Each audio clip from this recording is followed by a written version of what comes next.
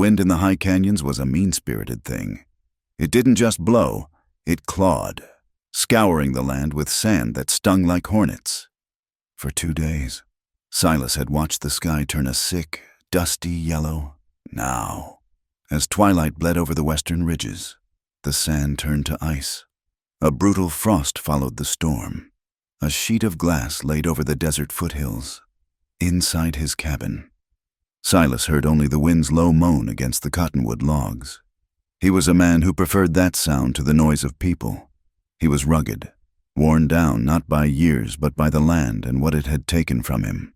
His cabin was solitary, tucked into a fold of rock and creosote miles from any trail.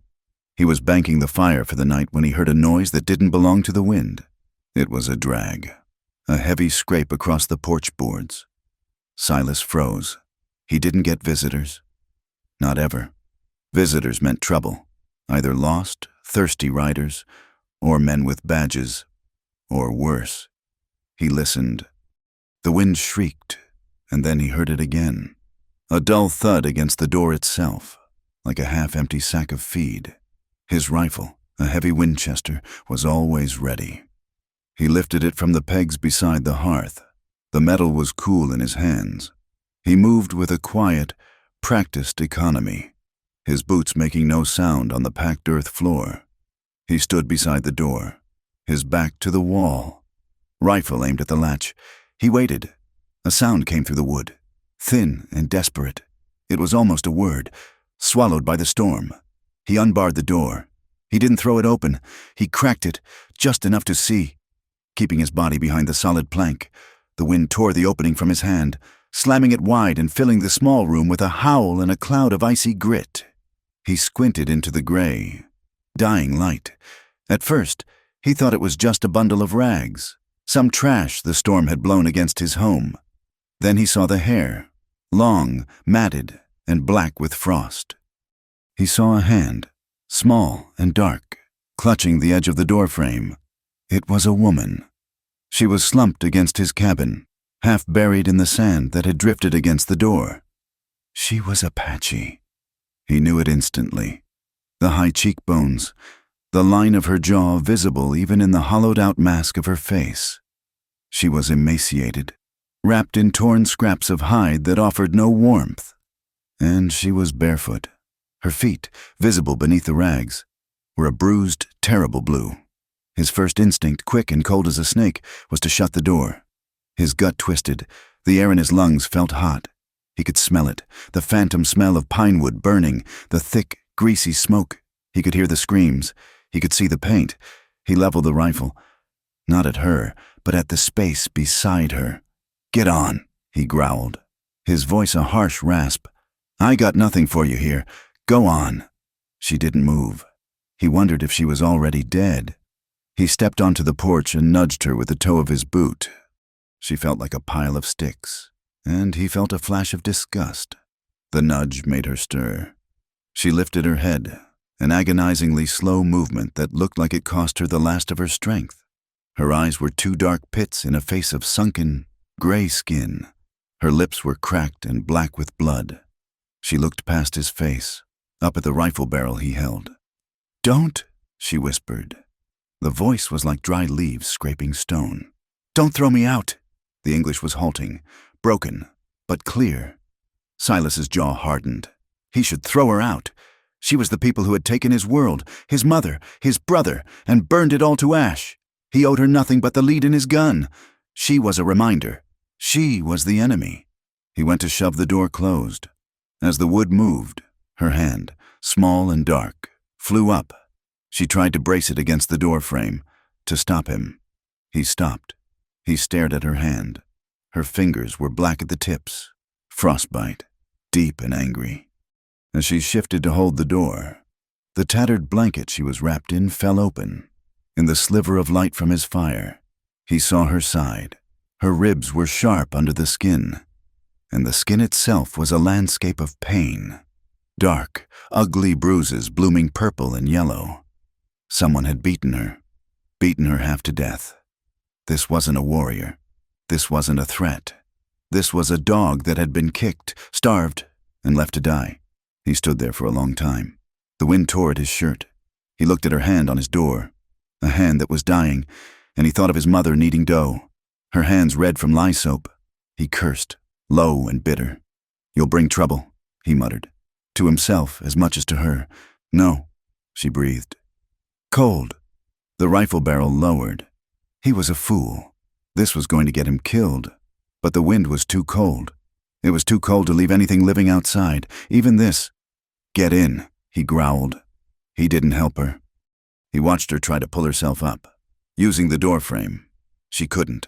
She collapsed back into the sand. He sighed, an angry, exhausted sound. He set the rifle down, grabbed the front of her rags, and hauled her up. She weighed nothing. He dragged her over the threshold like a sack of bad grain and dumped her on the rag rug in front of the hearth. He slammed the door, the sound final, and kicked the heavy bar back into place, shutting out the storm. She lay where he dropped her, curled into herself, shivering so hard her teeth clicked. Silas didn't go near her. He hung the rifle back on its pegs. He watched her. She could be a trap, a decoy. He waited for the sounds of other riders. There was only the wind. She just lay there, small and broken. He kept his distance.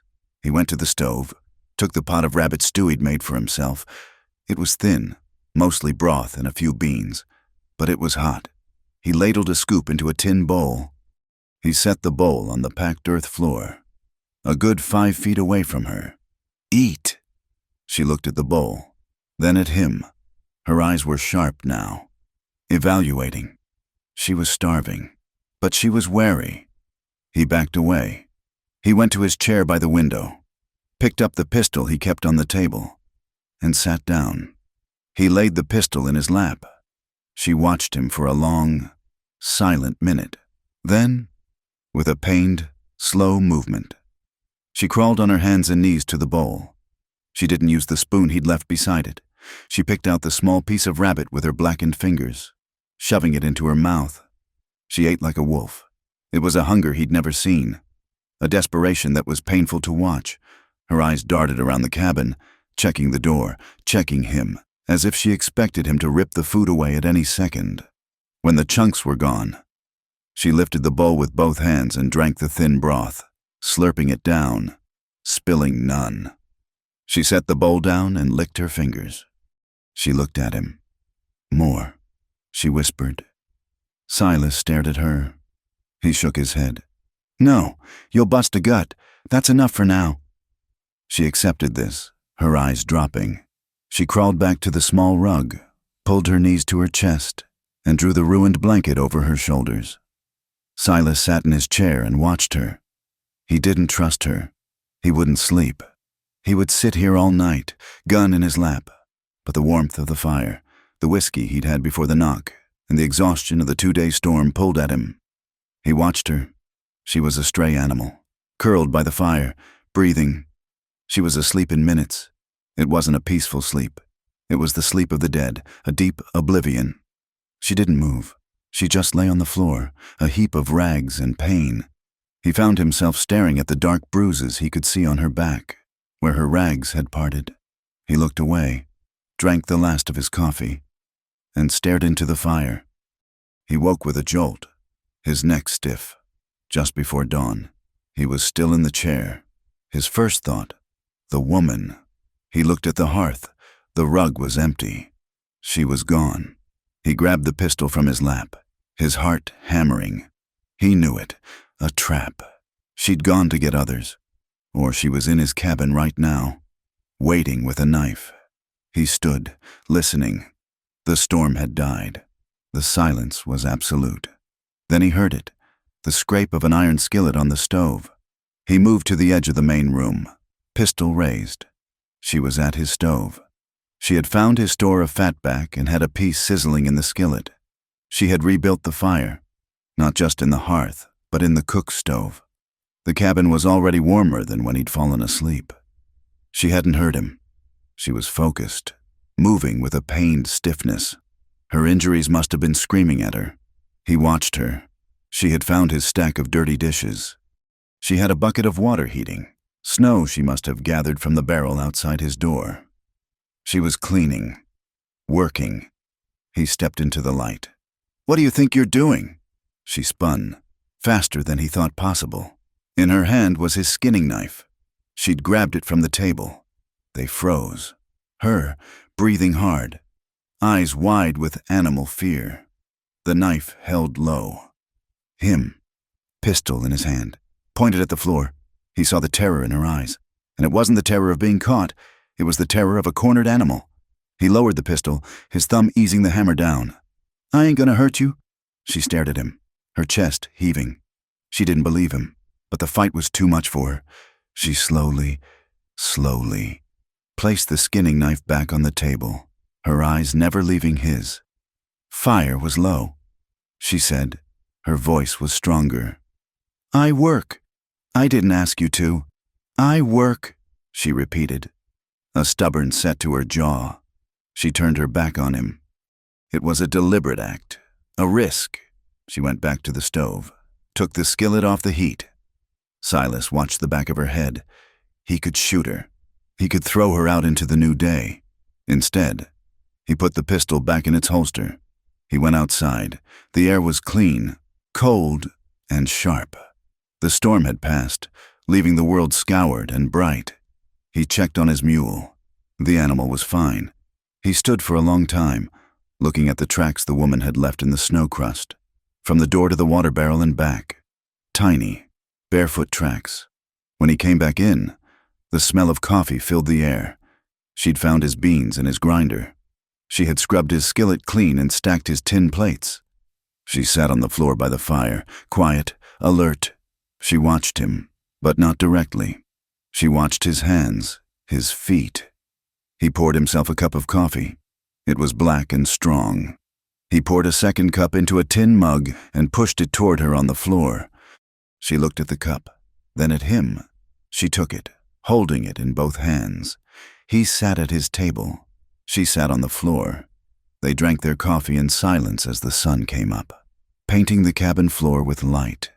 He looked at the mended tear in his shirt, which she had washed and hung by the fire. The stitching was small, neat, better than he could do. "Storms broke," he said. She nodded. She waited. He sighed. He was a damn fool. This was going to get him killed. "One more night," he said. "For the feet, then you go." She nodded again, her eyes fixed on the fire. One more night. That day, they existed in the small space, ignoring each other. He went out to chop wood. When he came back, she had swept the floor. He went to check his traps. When he came back, she was restitching the sole of his left boot. She never spoke unless he spoke first. That evening, he gave her the chair. He couldn't stand watching her eat off the floor again. He put a bowl of stew in front of her. The silence in the cabin was thick. It wasn't comfortable. It was two people listening to each other breathe, waiting for the other to make a wrong move. "Where are you from?" he asked, just to break the quiet. She stiffened. She looked at her plate. "Chiricahua." He nodded. That was 200 miles south. Hard country. "What happened?" She put her spoon down. She stared at the wood grain of the table for a long time. "Soldiers." It was just one word. It held everything. "They came," she said, her voice flat, the English words simple, like stones she was placing on the table. "At sunup. We ran. They burned." She touched her own throat, as if the memory was choking her. "My husband, he fought. He is gone." Silas said nothing. He just looked at her. "My baby," she whispered. Her hand, the one with the frostbitten fingers, went to her stomach. "He was small. He is gone." She looked up at him, her eyes dry and empty. There were no tears left. "I walked 3 days. I saw the smoke from your stove." Silas pushed his own plate away. His appetite was gone. He knew the stories. He read the papers when the trader came through. The army was clearing out the territory, moving them to reservations, killing the ones who wouldn't move. He'd always thought it was a good thing, justice for what they'd done. Now, looking at her, he just felt tired. He asked no more questions. He didn't want to know about the baby. He didn't want to know about the husband. He didn't want to know. He got up, grabbed the whiskey bottle from the shelf, and went to his chair. That night, She slept on the hearth again. Silas drank. He drank until the edges of the room blurred. He drank until he couldn't feel the ache in his shoulder. He drank until he couldn't see her face when she said, "Baby." He fell asleep in his chair, the bottle heavy in his hand. The fire came first. It was always the fire, the smell of burning pine and hay. Then the smoke, thick and oily, stinging his eyes. Then the screams. He was running. He was always running. He was 12 years old, running from the ranch house, the grass sharp under his bare feet. He could hear his mother, her voice high and thin. He could hear his little brother, Ben, crying. He heard the whoops of the warriors, a sound that ripped the night apart. He saw the paint.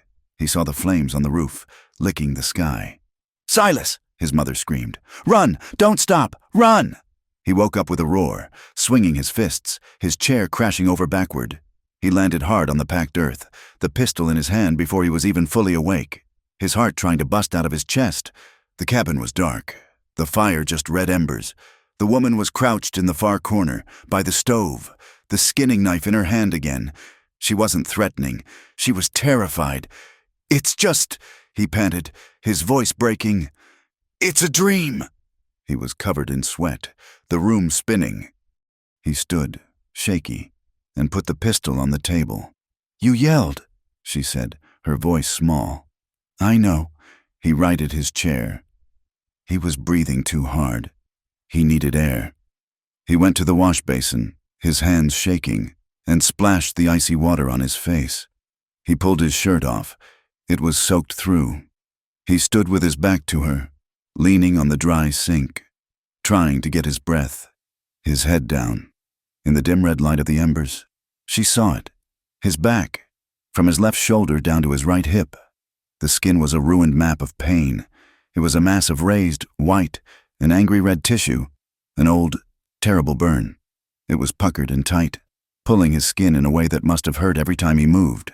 It was shaped by something, like a beam, a burning beam from a roof. She stared at the scars. He must have felt her eyes on him. "Don't look at me," he snarled. He grabbed his shirt from the floor and dragged it back on, the wet cloth clinging to him. He didn't go back to the chair. He stalked to his bed, a simple cot in the corner, and collapsed onto it, facing the wall. He didn't take off his boots. He lay there, breathing hard, the nightmare still riding him. He reached for the bottle on the floor, drank deep, and drank again. She watched him from the floor. She watched this big, angry, scarred man drink until his breathing finally evened out into a heavy, broken snore. She put the knife down. 3 more nights passed. He didn't tell her to go. She didn't offer. She just worked. She cooked his food. She cleaned his cabin. She mended his clothes. She never spoke. He drank. He had his nightmares. On the 4th night, the cold snapped. A real deep winter cold descended from the high peaks. The wind found every crack in the cabin. The frost on the inside of the windows was an inch thick. Even with the fire stoked high, the cabin was freezing. She was on the hearth, curled as tight as she could, but he could hear her shivering. It was a low, constant vibration, a sound that got under his skin, a sound he couldn't block out. He lay in his cot, staring at the ceiling. He was warm enough under his wool blankets and the heavy buffalo hide, but he could hear her. He listened for an hour. The shivering didn't stop. He was tired. He was tired of the cold, tired of the nightmares, tired of this woman being in his house, and tired of the sound of her misery. He turned his head on the pillow. "Are you just gonna die over there?" She went still. "No. You're shaking the whole damn cabin." Silence. He sighed, a deep, angry sound. "Well, come on then." She didn't move. She probably didn't understand. "The bed," he said, his voice gruff, directed at the wall. "Bed's warmer. Get in." She hesitated. He could see her outline in the firelight. Her head lifted. This was a different kind of danger. He knew it. She knew it. He was offering warmth. But a man and a woman in one bed meant something. Especially a white man and an Apache woman. "I ain't gonna touch you," he said, his voice flat. "I just want to get some sleep. I can't sleep with you shivering like that." She stood up slowly, her tattered blanket clutched around her. She walked to the bed. He rolled to the far side, as close to the wall as he could get, his back to her. "Just stay on your side." She paused for a long time. He could feel her standing there. Then he felt the cot dip. She slowly, cautiously, crawled under the heavy blankets. She was cold. Her cold radiated across the small space. She lay stiff as a board, at the very, very edge of the cot, as far from him as she could get without falling off. He lay on his side, his back to her, his hand near the pistol he kept under his pillow. Their bodies were stiff with unspoken pain. His back, with its map of fire, her ribs, with their map of bruises. They lay there, two enemies, two strangers, sharing a patch of warmth in a world that wanted them both dead. Outside, the wind howled. Inside, for the first time in days, the cabin was quiet. Their nights fell into a pattern. The bed was a truce, a small, shared territory of warmth in the deepening cold. But it was not a place of comfort. She still lay at the very edge, a rigid line, as if she were afraid the drop to the floor would be 1,000 feet. He kept his back to her, a wall of scarred muscle and unspoken history. They never touched. The space between them, no more than 6 inches, was a canyon as wide and deep as the one outside his door. He would lie awake, listening to her breathing, telling himself he was just making sure she wasn't a threat. But her breathing was soft, sometimes hitched with a shallow cough that worried him. He would smell the scent of her, the dry, clean smell of the yucca root soap he'd wordlessly left by the wash basin, mixed with something else, something wild, like sage and dry earth. It was a smell that kept him awake. He still had the nightmares. The fire, the smoke, his brother's name on his lips. He would wake up tangled in the blankets, his heart racing. But he learned to wake up quiet. He learned to swallow the roar, his hand gripping the pistol under his pillow until his knuckles turned white. He would lie there, breathing in the dark, and her stillness from the other side of the bed was a strange anchor. She was always awake when he woke from the dreams. He could feel her tense, listening, but she never spoke, and she never moved. Then one night, the cold was so bitter it felt like a living thing in the room, a presence that sucked the heat from the fire. He was drifting in a shallow, whiskey-soaked sleep when the sound pulled him out. It was not his nightmare. It was hers. It began as a low moan, a sound of such profound, animal grief. It made the hair on his arms stand up. He turned his head. In the faint, dying glow of the fire's embers, he could see her. She was on her back, her face twisted. She was fighting something in her sleep. "Tazi," she whispered, a broken, strangled word. "Tazi, no, no!" She cried out, a thin, sharp wail that was cut off by a sob. It was the sound of a mother. It was a sound he had not heard in 15 years, not since his own mother had... He stopped that thought.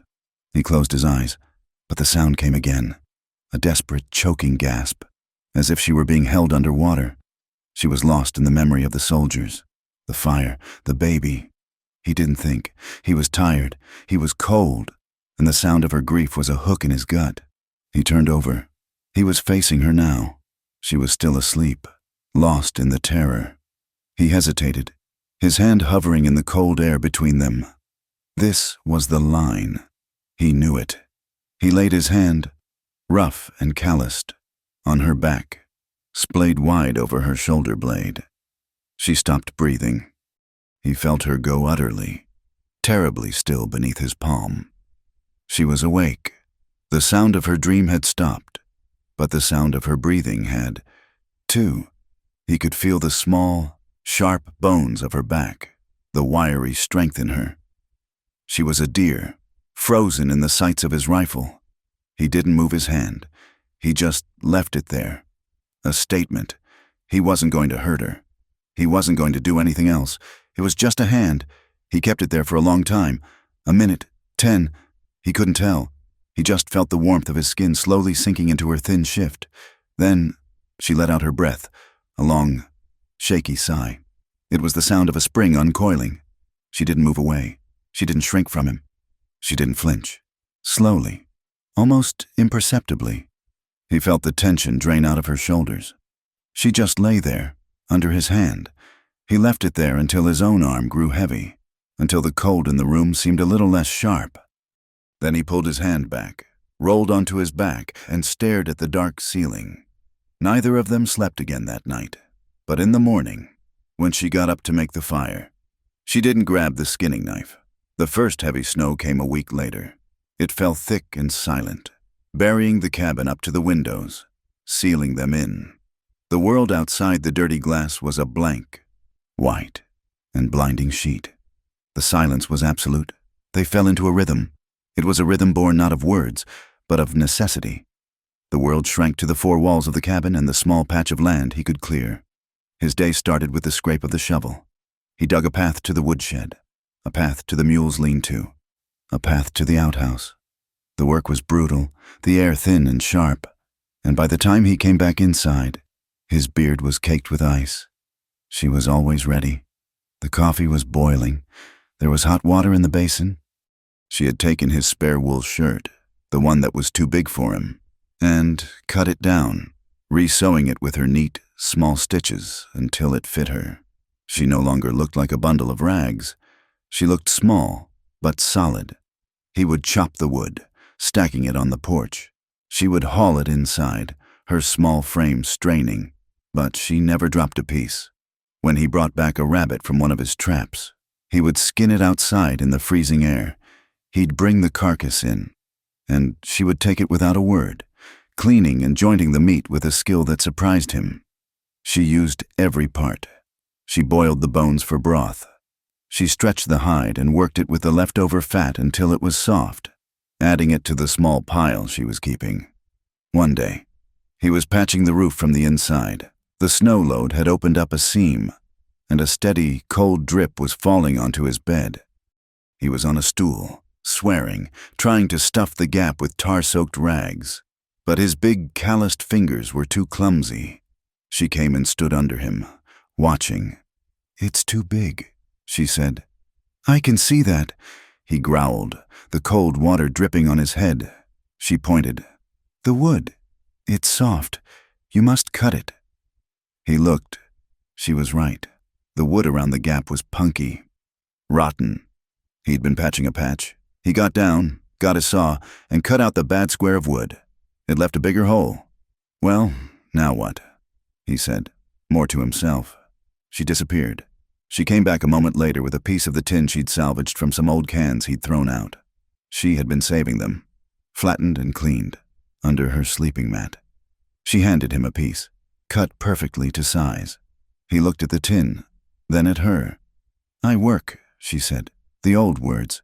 "Yeah," he said, his voice rough. "You do." They worked together. He nailed the tin in place, and she stood below, holding the hammer, the nails, handing them to him one by one. Their hands brushed. Neither of them pulled away. In the long, dark evenings, the silence began to fill. She was mending one of his socks, her head bent, her black hair shining in the firelight. He was cleaning his rifle, the familiar smell of oil and steel filling the air. "Ndi," she said, touching her own chest. He looked up. "What?" "It means the people, my people." He nodded, rubbing a cloth over the rifle stock. He didn't say anything. "The water," she said, pointing to the bucket. Two, he repeated. The word felt strange in his mouth. She smiled. It was the first time he had ever seen her smile. It was a small thing, just a crack in the sad mask of her face. But it changed everything. It lit her eyes. "Two," he said again, testing it. She pointed to the fire. "Ko, he said. "Fire." She nodded, the small smile still there. "Fire. Ko." He felt a strange, tight feeling in his chest. The next day, he found her staring at the Winchester, still on its pegs. She had been looking at it for a while. "You know how to use one of these?" he asked. She shook her head. "No, My husband, he had one, but not for me. You ought to know how, Silas said. He wasn't sure why he said it. This land, it ain't safe. You are here, she said. I ain't always. He took the rifle down. It was heavy, almost as tall as she was. You're gonna learn.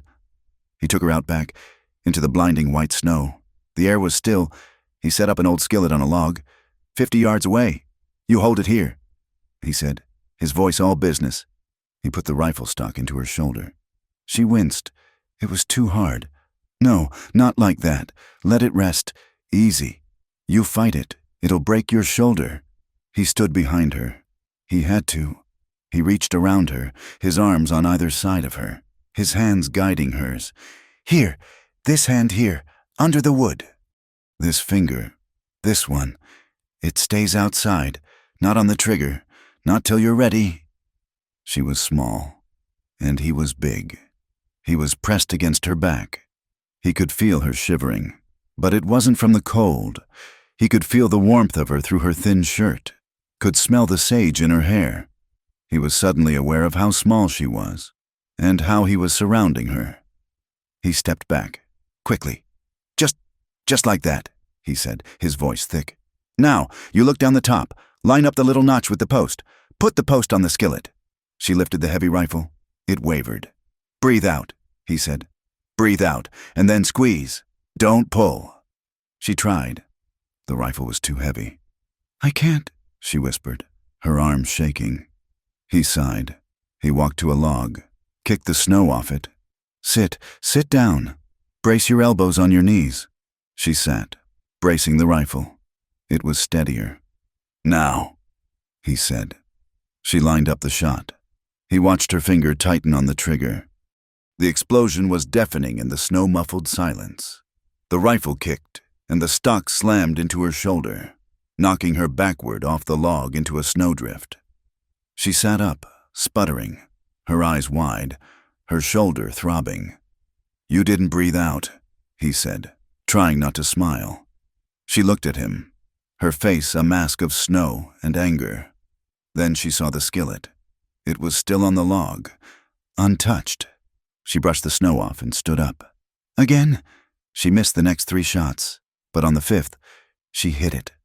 The clang of the bullet hitting the iron skillet echoed across the valley. She looked at him, her face fierce with pride. See, he said, you're a natural. He was teaching her to shoot, and she was teaching him to speak. It made no sense. One afternoon, 2 weeks later, he was coming back from the lean-to when he heard it. Hoofbeats. More than one. He stopped, the axe in his hand. He looked at the cabin. The smoke was rising straight and thin. The woman was inside. He moved fast. He didn't run. He walked to the cabin, dropped the axe, and went inside. She was stirring a pot. She looked up at the sound of the door. Riders, he said, his voice low and sharp. 2 of them. Coming up the canyon. Her face went pale. The blood drained from it, leaving her skin a sick, ashen gray. She dropped the spoon. The floor, he said, pointing to the trap door he kept covered with the bearskin rug. It was his root cellar, small and dark. Now? She didn't hesitate. She ran, pulled the rug back. He lifted the heavy door. The smell of damp earth and potatoes rose up. Get in, and you be quiet. You don't make a sound. You don't even breathe. You hear me? No matter what you hear.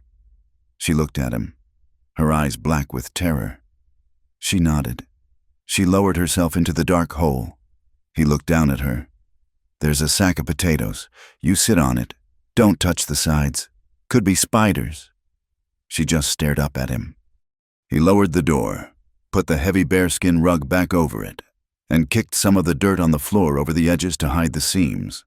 He grabbed his rifle from the pegs. He poured himself a cup of coffee and sat at the table, facing the door. He was just a man in his cabin, having coffee. The hoofbeats stopped outside. He heard the jingle of harness, the creak of leather, a heavy knock. Come on in, Silas called, his voice easy. The door opened. 2 men stood there, blocking the light. They were rough men, in heavy canvas coats and army-issue hats. They had the look of bounty men, or maybe army scouts, men who were paid to do hard, Ugly work. Howdy, the first one said. He was a big man with a thick, tobacco-stained beard. He stepped inside, his eyes scanning every inch of the cabin. His partner stayed at the door. This your place? It is, Silas said. He didn't get up. He kept his hand on his coffee cup. His rifle was on the table, pointed at the wall. We're looking for runaways, the man said. He walked around the cabin, kicking at the rag rug, peering into the shadows. Apache, a small band that broke north from the reservation. Seen any sign? Silas sipped his coffee. Haven't seen anyone in 2 months, not since the snow. Just me and the mule. The man's eyes stopped. They stopped on the stove. He pointed with his chin. You must be a hungry man. That pot's big enough for 2. I like stew, Silas said, his voice flat. I make a pot. It lasts me 3-4 days. Saves on wood. The man grunted. He looked at Silas, his eyes hard. You sure about that? We got word there was a woman, a squaw. Might have come this way. A woman? Silas let out a rough laugh. Mister, look at this place. Does this look like a place a woman would be? Last woman I saw was in Tucson, and she charged me $2 for a whiskey. The man didn't laugh. His eyes moved from the stove to the bed. It was unmade. Just you, huh? Just me. The man walked over to the pegs by the door.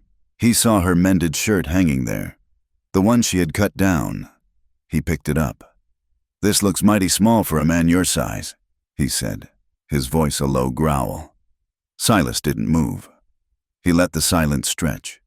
Under his feet, he could feel the faint vibration of the floorboards. She was trembling. He had to stop her. He scraped his stool back.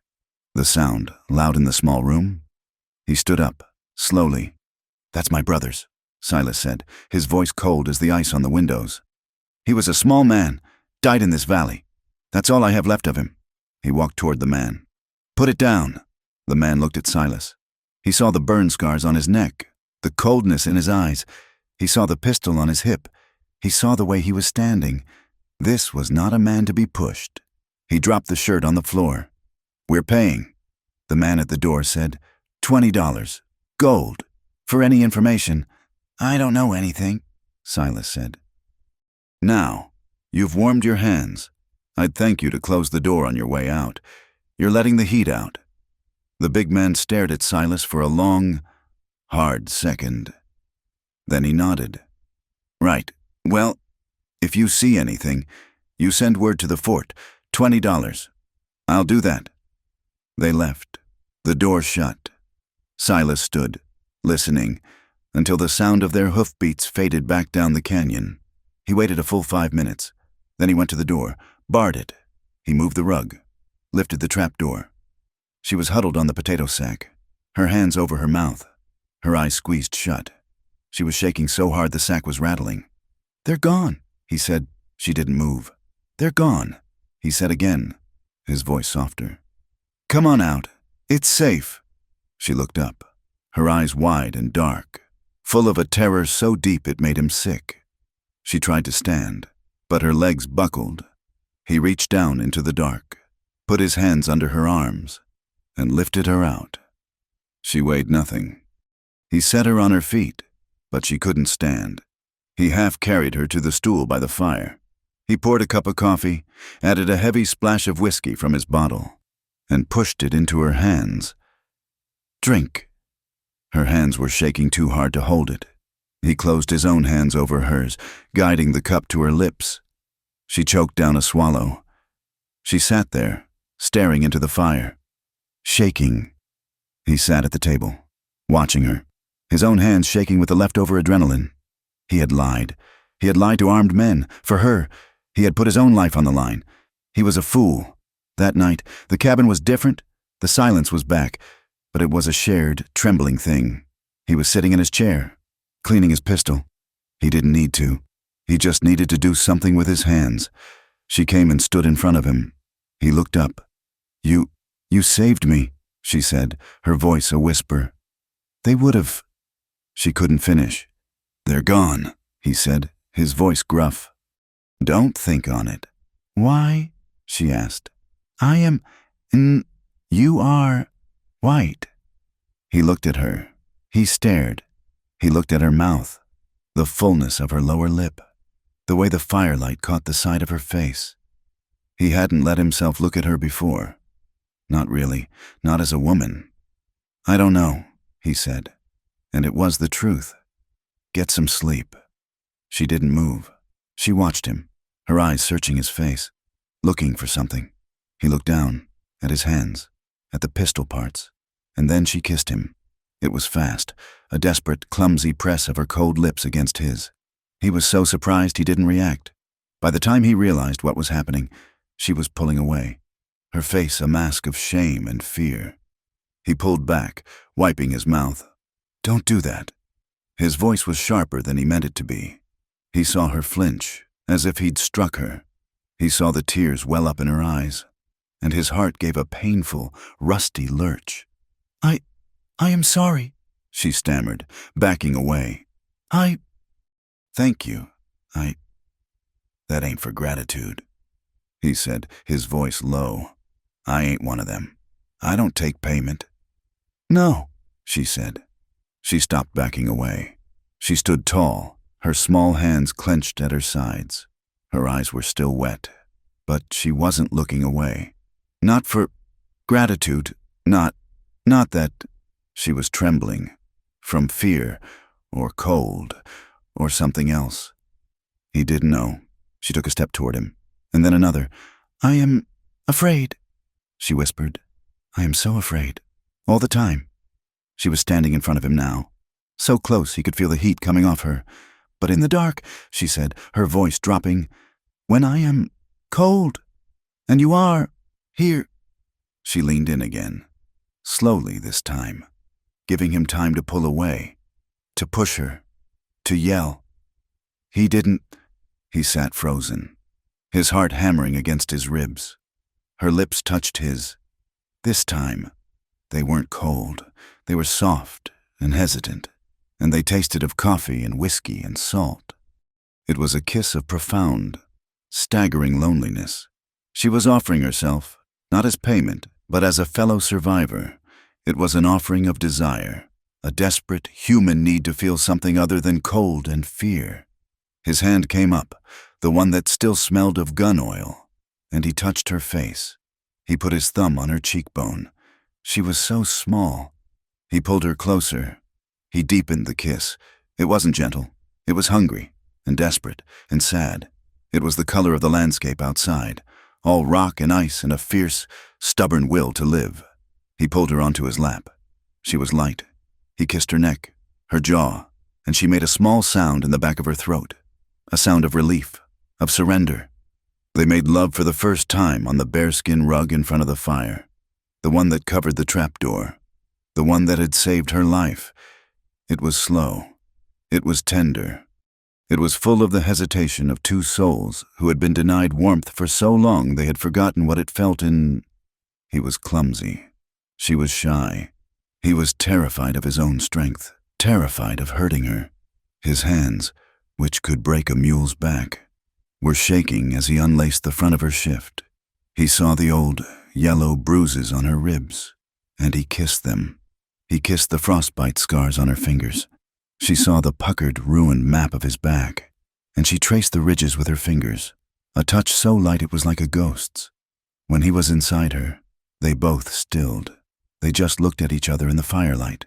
It was a moment of terrifying, profound connection. This was his enemy.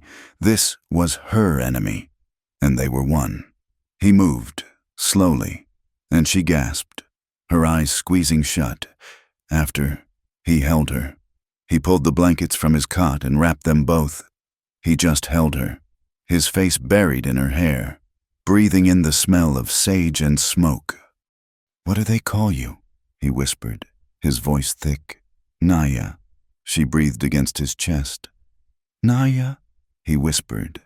He said the name. He tasted it. It was a good name. Naya. And for the second time since he had met her, she cried. But this time, it wasn't a sound of terror or grief. It was a sound of release, a hot, quiet storm against his skin. Over the next weeks, As the snow piled deep outside, their intimacy grew. It was a fragile thing, a seed growing in the frozen ground. They talked. He sat by the fire, sharpening his axe. She sat on the floor, mending his canvas coat. "The men," she said, her voice quiet. "The men who came here, they said, runaway, from the fort." "Reservation," he said. "They call it a reservation. It is a bad place," she said. "We were hungry, the children, sick. They gave us blankets. The blankets had the sickness. Tazi's brother. He died." Silas stopped sharpening. "That's why you ran. We ran to be free. To find food, to live. My husband, he just wanted to live. He was not a rebel. He was a man." Silas put the axe down. He looked into the fire. "My PA," he said, his voice low. "He built this cabin. Him and my uncle. Built it with their own hands. We had a ranch down in the valley. Good land. Spring-fed." Naya watched him. She knew this was hard for him. "I was 12. My brother, Ben, he was 8. We were close. He followed me everywhere. It was my ma, and Pa, and Ben, and me." He picked up a stick, poked at the fire. "Pa was gone, to Tucson for supplies. It was just us. I was supposed to be watching the horses, but I was playing, down by the creek." He stopped. The memory was thick in his throat. "I smelled the smoke," he whispered. I heard my ma scream." He closed his eyes. "They were Chiricahua, a raiding party. They burned the house. I ran, like she told me to. I ran and hid in the rocks. I watched them." He couldn't say it. "Ben," he said, his voice breaking. He ran out. He was trying to find me. Naya saw the tears on his face, silver in the firelight. "They killed him, and my ma. They burned it all, the whole ranch. Took the horses when I went back." He was choking on the words. "My PA, he came home to nothing. He drank himself to death in this cabin, right in that chair." He looked at her, his eyes full of a 15-year-old pain. That's why, when I saw you..." She flinched. She saw the hate in his eyes, the hate for her people, the people who had done this. She got up from the floor. She knelt in front of him. She took his face in her small, scarred hands. "I was not there," she whispered, her voice fierce. "And you were not there." He stared at her, breathing hard. "My baby," she said, her voice soft, pressing her forehead against his chest. "His name was Tazi. It means little bear. He was beautiful." He had his father's eyes. She closed her own eyes. "The soldiers, they were white, like you, but they are not you." She looked up at him, her dark eyes holding his. "You are not them," she said, her hands tight on his face. "And I am not them. Do you understand? We are just us, here." He looked at her. He saw her. Not an Apache, not an enemy, just Naya. He pulled her to him, his arms crushing her, and for the first time in 15 years, Silas wept. He wept for his mother, for his brother, and for the 12-year-old boy who had died in the rocks. Outside, the snow piled deep, burying the world in a shroud of white. Inside, their bodies found each other in the dark. It was no longer slow or hesitant. It was a raw, desperate hunger. It was a comfort. It was two people, clinging to each other in a storm, trying to find a warmth that was strong enough to keep the cold and the ghosts at bay. The thaw came not as a gentle promise, but as a messy, violent breaking. The winter had been a fortress of white silence, a clean, cold world that held them suspended. Spring was a muddy, roaring thing. For weeks, the only sounds were the crack of ice, the drip of water from the eaves, and the low growl of the creek as it swelled. Thick and brown, with the melted snow, the land, free from its white shroud, smelled of damp earth, rotted pine, and the sharp, green scent of new life. For Silas, the silence of the snow had been a comfort. This new, noisy world made him anxious. For Naya, it was a release. She was no longer the ghost at his hearth. The cabin, which had been their entire world, was now just a base. She was outside from sunup to dusk. The first day, the ground was clear. She had walked out barefoot, bent at the waist, her eyes scanning the earth. She returned with her hands full of new, pale roots and a sprig of something she called chill. She chewed it, and her cough, the one that had lingered all winter, began to fade.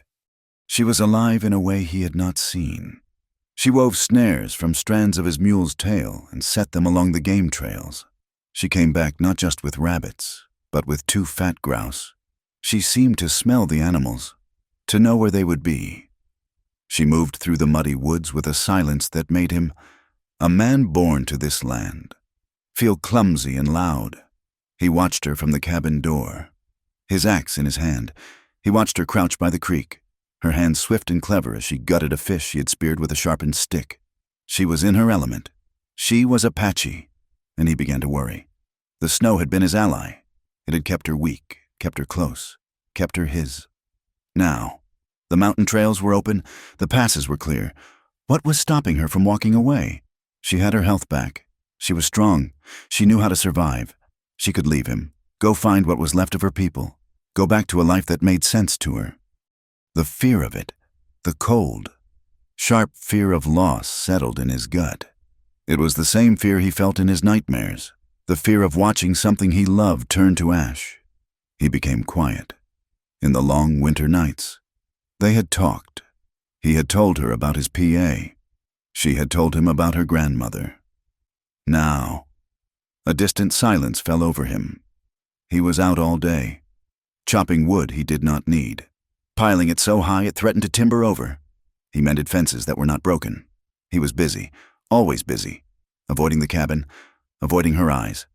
Naya noticed the ease they had found in the dark, the comfort of their shared bed, evaporated. He still came to her at night, but it was a different thing. It was a hunger, but a silent one. He would hold her, his grip almost too tight, as if he were trying to pin her down, to keep her from vanishing with the morning light. She would be at the stove, the smell of rabbit stew filling the cabin, and he would be at the table, staring at the wall, cleaning his rifle for the 3rd time that week. "Silas," she said one evening, her voice soft. He grunted, not looking up. "The sky. It is clear. You can see the—" She searched for the word. "The small stars. All of them. I know." She put a bowl of stew in front of him. She touched his shoulder. He flinched, just slightly, but she felt it. She pulled her hand back as if she had touched the hot stove. "I will go and find more roots tomorrow," she said. "Fine," he said, staring at his stew. The distance between them was a new kind of cold, sharper than the winter. A week later, the outside world rode in. It was Jed, the trader, a scrawny man with a face like a dried apple, who came through twice a year. Silas heard the jingle of his pack mules long before he saw him. Naya heard it too. She was outside, scraping the rabbit hides. She looked up, her eyes wide with the old fear. "Inside," Silas said, his voice flat. "Bar the door." He walked out to meet the trader, his rifle in his hand, held casual, pointed at the ground. "Silas." Jed cawed, pulling his lead mule to a halt. "Thought that snow might have buried you for good. You look meaner than a wet hornet." "Jed," Silas said, nodding. "You're early. Spring's early. Got a load of traps, some new blankets, got coffee?" "You know I do." They traded on the porch. Silas kept his back to the cabin door. He bought flour, salt, coffee beans, and 2 heavy boxes of cartridges. He paid in skins, the ones Naya had cured. Jed raised an eyebrow at the fine, small stitches on the hides, but said nothing. As Jed was packing the skins, he reached into his saddlebag. "Oh, almost forgot. This came for you. Back in January. I think Postmaster in Prescott said to give it to you if I was coming this way." He handed Silas a letter. It was folded, dirty, and sealed with wax. Silas looked at it, his face unreadable. He did not recognize the handwriting. "Looks like a woman's hand," Jed said, winking. "You got a secret, Silas?" Silas tucked the letter into his shirt pocket. "You got everything you came for." "Jed?" "I do. I'll be back through before the first snow. You take care. Silas. Heard the army's been thick down south. Still cleaning out them hostiles. I'll keep that in mind." Silas watched until the last mule disappeared down the canyon. He waited a full 5 minutes, listening to the silence.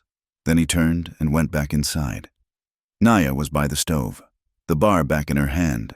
She watched him. He pulled the letter from his pocket. His hands were thick and calloused, and he fumbled with the seal. He opened the single sheet of paper. Naya watched his face. It was like watching a man turn to stone. He stood by the window, the spring light on his face, and all life drained out of him. His jaw tightened, a hard muscle flexing. His eyes, which had been gray and distant, turned to chips of ice. He read the letter twice. He did not curse. He did not yell. He walked to the stove. He lifted the iron lid, the one for the firebox.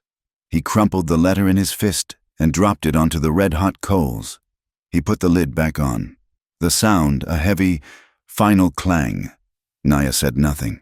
She did not ask who it was from. She did not ask what it said. She just watched the tightness in his jaw, the way he stood staring at the stove, as if he were watching his whole world burn. He did not speak for the rest of the day. That night, the silence in the cabin was a heavy, suffocating blanket.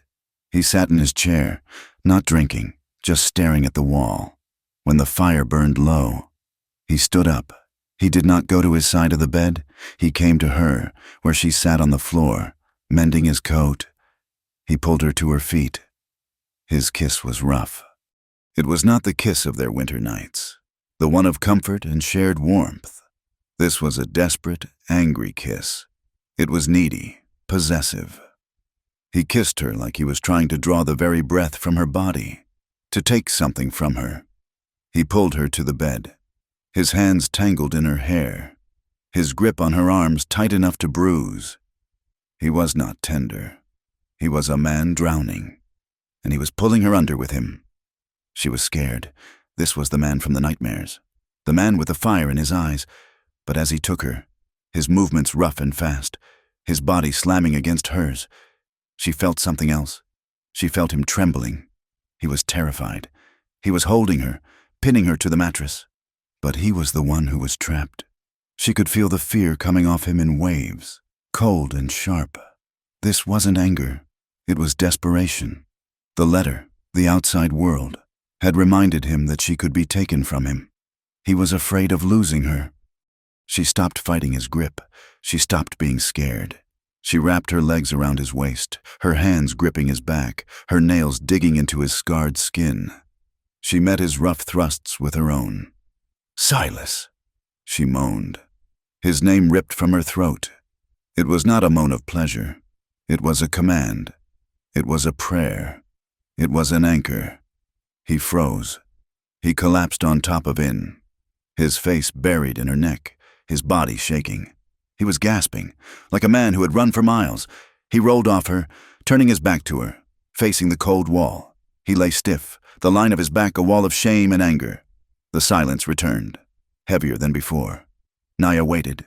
She waited for the cabin to feel still again. Then she reached out. She laid her small, scarred hand on the center of his ruined back. "I won't go," she whispered to the wall. He didn't move. "I am not leaving. This is home." He said nothing. He just lay there, rigid, his back to her, a man alone in the dark. She woke in the morning to an empty bed. The cabin was cold. The fire was out. He was gone. A stone of panic dropped in her stomach. He had left. The letter, the fight. He had left her. She ran to the door, her heart hammering. She pulled the door open, the bright morning light blinding her. He was not there. The mule was not there. But something else was. On the door stoop, placed neatly side by side, was a pair of boots.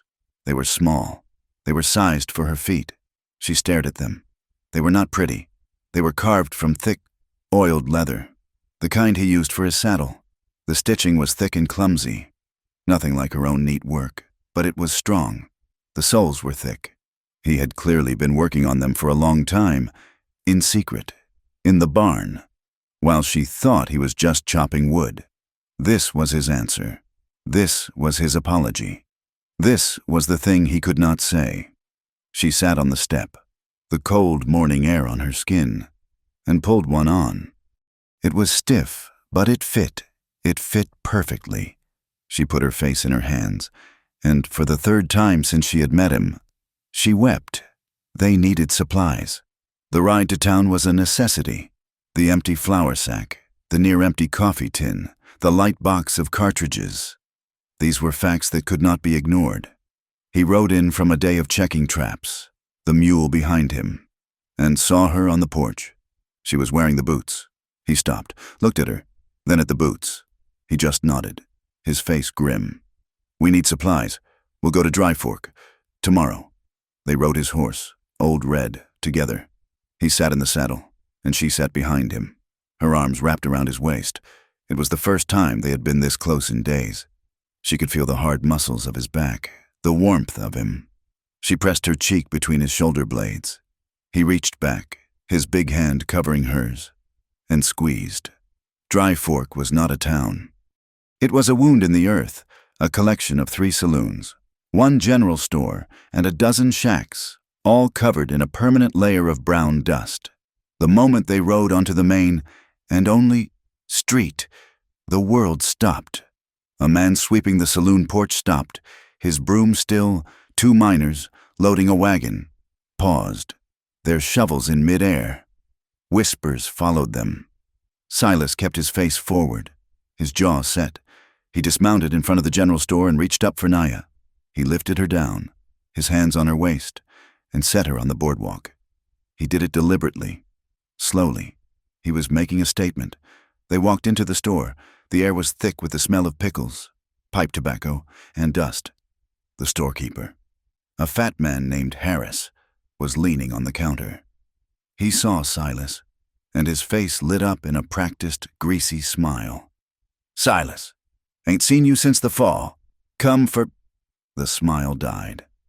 He saw Naya, standing just behind Silas, her dark eyes scanning the room, her hand on Silas's sleeve. Harris's face hardened. "What do you want?" It wasn't a question. It was an accusation. "Need flour," Silas said, his voice level. "Coffee, salt, and a box of 44s. Harris shook his head. Slowly. He folded his arms. "I don't serve her kind." Silas put his hands on the counter. He leaned in, his voice low and dangerous. "She's with me, Harris, and I'm buying—" "I don't care," Harris said, spitting a brown stream of tobacco juice into a spittoon. "I ain't selling to no squaw man. Bad for business. Now get her out of my store." "Silas," Naya whispered, tugging his arm. He ignored her. "Harris, I ain't asking again. And I ain't telling you again." The door behind them creaked. A woman, thin and sharp-faced in a gray calico dress, had been watching. She walked past them, her nose in the air. As she passed Naya, she turned her head and spat. The glob of spittle landed on the hem of Naya's skirt. Naya flinched back, a small, choked sound in her throat. Something in Silas broke, the cold, quiet control he lived by. It just snapped. He was not the man who had bought supplies here for 10 years. He was the man from the nightmares. "You," he started, his voice a low growl. "What's the trouble?" "Harris?" A new voice. "A drunk one. A man named Pike. A local layabout. Stumbled in from the saloon. A tin cup in his hand. He saw Silas. He saw Naya. He saw the spittle on her dress." A slow, ugly smile spread across his face. Well, Silas, I see you finally found you a woman. Or did you just find it? That a $2 whore you got there, or you just take her for free?" Silas backhanded him. It was not a punch. It was a swift, brutal, open-handed strike that cracked like a rifle shot in the small store. Pike flew backward, his cup clattering, and landed in a heap in the dust of the street. The store went silent. Harris, The storekeeper was already reaching under the counter for his shotgun. The saloon emptied. Men were on the street. Someone yelled. Naya grabbed Silas's hand, the one he had used to hit Pike. It was shaking. "Silas," she said, her voice sharp, cutting through his rage. "No, not here. Fire. It is not here." He looked at her. His breath was coming in hard gasps. He was ready to kill. He was ready to die. She shook her head, her grip on his hand desperate. "We go, now." He looked at her small, strong hand in his. He looked at the hate in Harris's eyes. He looked at the men in the street, who were already reaching for their own pistols. She was right. This was a fire he could not win. He turned, his back to Harris. He grabbed Naya's arm, pulling her close. "Walk," he said. They walked out of the store. The crowd parted, their faces a mix of hate and fear. Pike was on the ground, groaning, his mouth bloody. "Squaw man!" someone yelled. "Go back to the reservation, you filth!" Silas did not look. He kept his eyes on his horse. He put his hands on Naya's waist, lifted her, and threw her onto the saddle. He swung up behind her, grabbed the reins, and kicked Old Red in the ribs. They rode out of Dry Fork, not at a run, but at a fast, steady trot, their backs straight, their heads high. They rode out of town with no flour, no coffee, and no cartridges. They rode out with nothing but the dust and the laughter and the hate clinging to them. They rode for hours. He did not stop. He did not speak. The sun began to set, painting the canyons in blood and purple. He finally pulled the horse to a stop in a small, hidden box canyon he knew. He dismounted and lifted her down. His hands were gentle. She slid to the ground. They stood in silence. They had no food. They had no blankets. They had only the horse, their rifles, and each other. He made a small fire. They sat on opposite sides, the flames between them. The shame and the anger from the town was a living thing. A third person in their camp. He stared into the flames, his face a hard, unreadable mask. "Silas," she said. He looked up. "I am sorry," she whispered. I bring this. I am bad." He looked at her, his face cracking, the stony mask falling away. He shook his head. "No," he said, his voice raw. They're the ones, not you." He got up.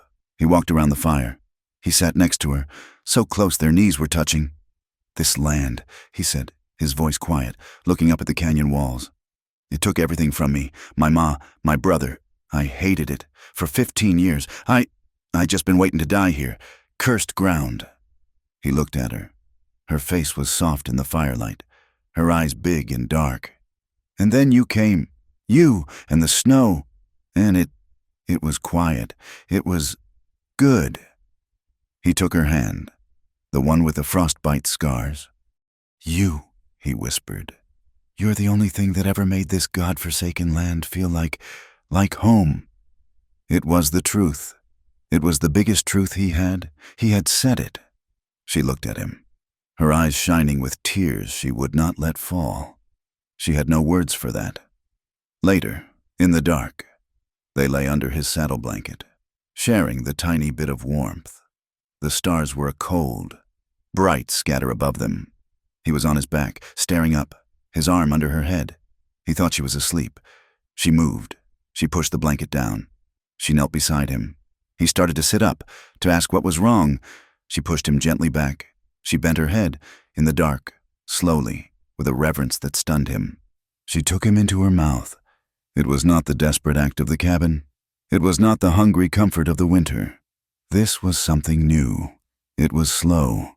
It was a vow. It was an act of worship. It was her way of claiming him, of washing away the filth of the town, of telling him, in the only language she had, that he was her home, too. He tangled his hands in her hair, his body arching, a low groan in his chest. She paused and whispered against his skin, her voice a soft, fierce promise in the dark. "I want to be yours." He didn't speak. He couldn't. He just groaned her name, a raw, broken sound, like a man finding a prayer he thought he had forgotten. Naya. The ride back from Dry Fork was long and silent. They had no supplies, no flour, no salt, but the journey had burned something away. The shame of the town, the spit, the insults, it had forged them. When they rode back into their canyon, it was not as a man and his refugee, it was as two people against the world. The cabin was no longer a refuge, it was a fort. They had to live differently, bolder. They were cut off, and they both knew it. That night, after the stars came out, Silas sat at the table in the dark, and Naya sat on the floor. "We need food," he said, his voice flat. "The traps ain't enough." "I can hunt," she said. "You can snare. You can't hunt. You teach me." So he taught her. He took her to the small, hidden meadow up the canyon and let her shoot the Winchester until her shoulder was a map of bruises. But she learned. She learned to breathe, to squeeze, to make the shot count. Life, which had been suspended by the winter, now rushed forward. They became a team, a two-person ranch. They worked from sunup to dark. The world was hard, but it was theirs. He taught her how to repair the roof. The spring rains had found a new leak, and he climbed up, bucket of pitch in hand, with her right behind him. "You hold it steady," he said, showing her how to place the new hand-split shingle. "You don't just nail it. You gotta feel the grain." Her hands, so small and deft with a needle, were clumsy with the heavy hammer.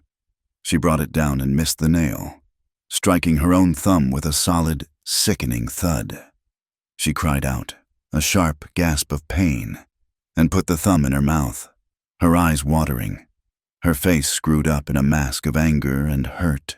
Silas, who had been ready to curse her for her clumsiness, stopped. He looked at her, this small, fierce woman, sucking her thumb on his roof, trying not to cry. A strange, tight feeling cracked in his chest. "Well," he said, his voice rough, "you've bloodied it. Now it's yours." She took her thumb out of her mouth, looked at the blood, and then at him.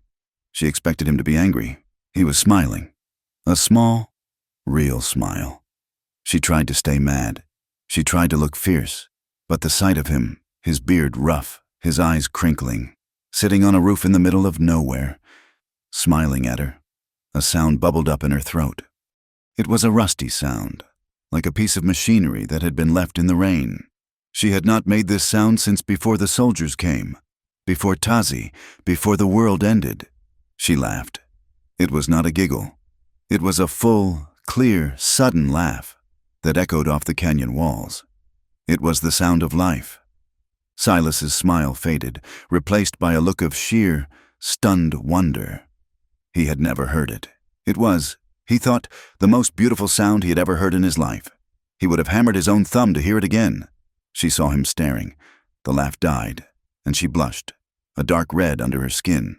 "It's good," he said, his voice thick. "That sound, it's good here." They built a chicken pen. It was an act of faith. They had no chickens. "We will get them," Silas said. "Jed will be back in the fall. We'll trade for some." So they built.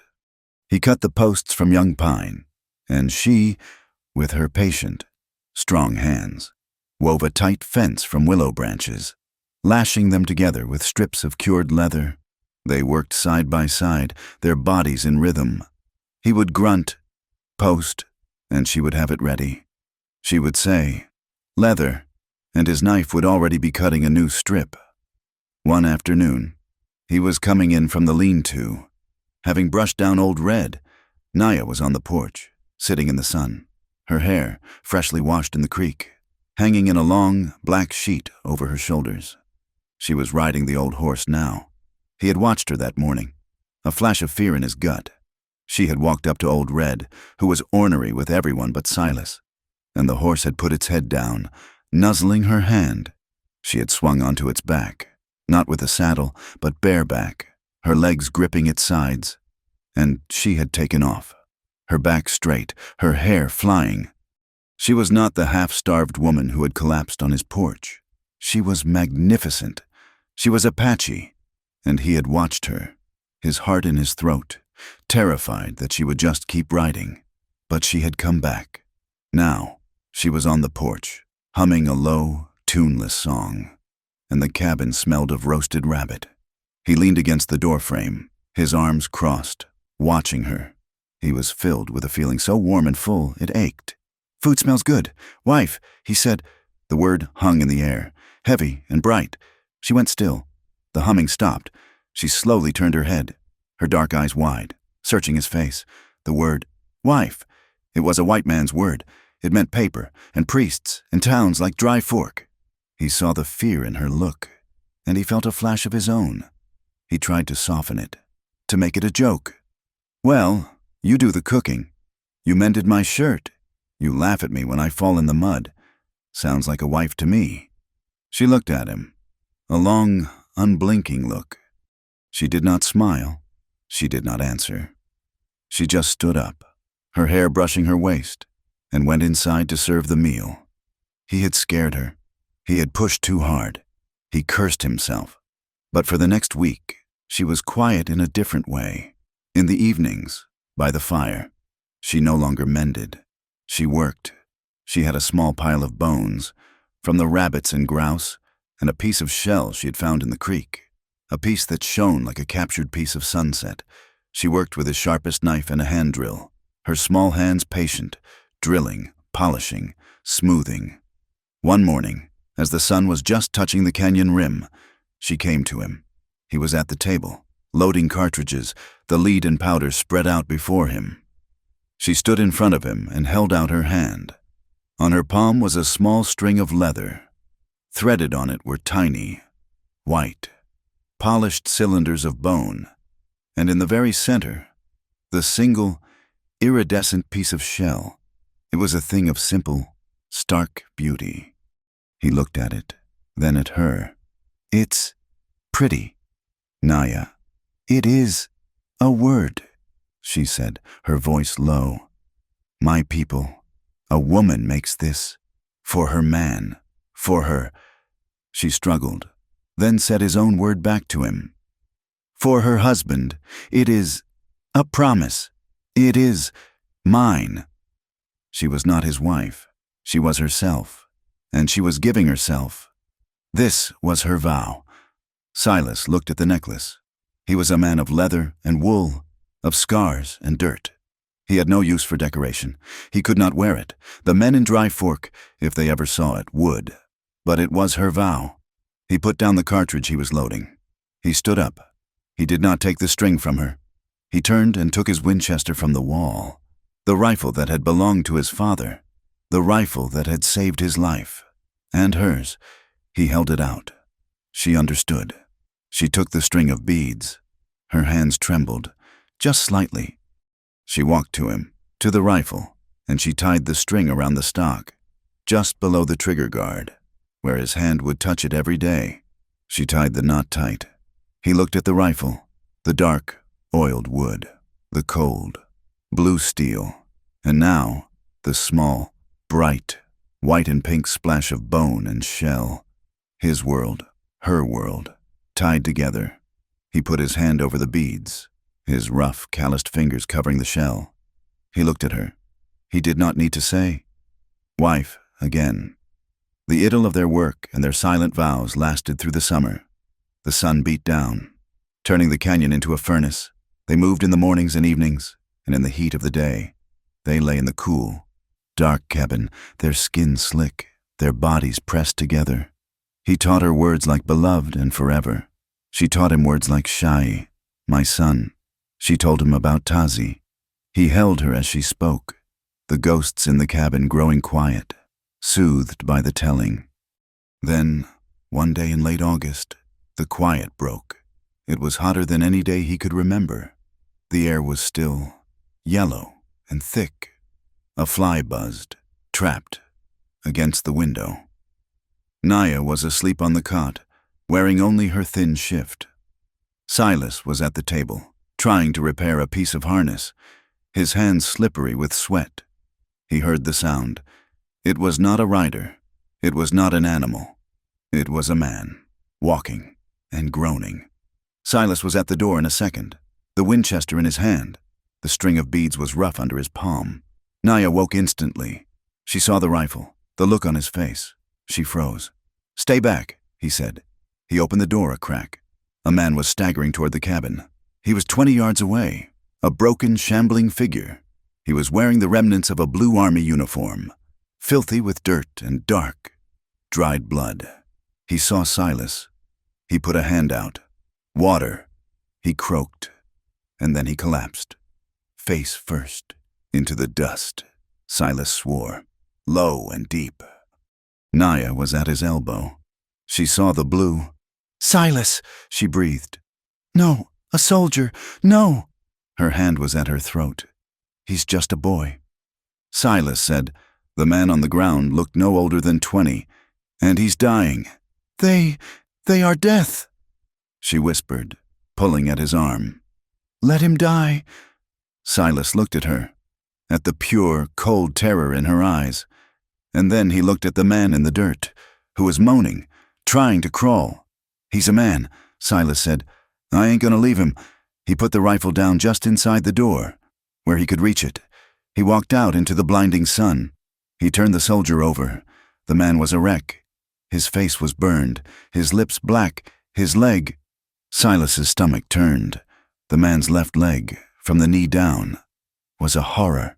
It looked like he had been bitten by a snake, or a dozen. It was swollen, black and green, and the smell. Silas hauled him up. The soldier was light, delirious with fever.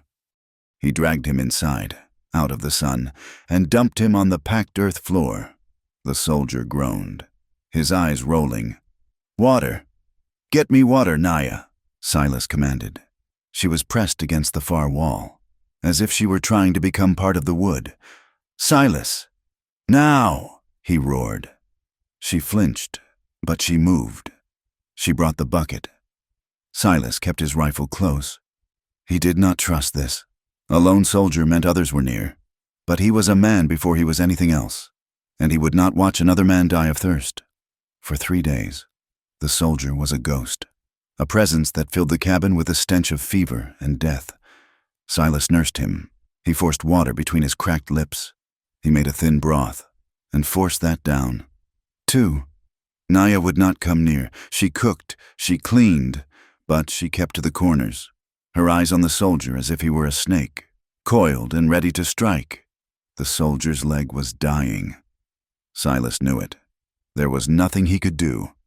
But the fever, on the 3rd day, the fever broke. The soldier woke up. His eyes were clear. He looked around the dim cabin, his gaze fixing on Silas, who sat in his chair, the rifle across his lap. "Where am I?" the soldier whispered. He was a boy from back east, Silas could tell. His voice was thin. "My cabin," Silas said. "You collapsed. My leg." The soldier looked down, and his face went white. "Oh, God! It's bad," Silas said. "My patrol," the soldier said, his eyes wild. "We were Apaches. Ambush." He tried to sit up. I'm Corporal Evans. I have to... You ain't going anywhere. Corporal." At that moment, Naya moved.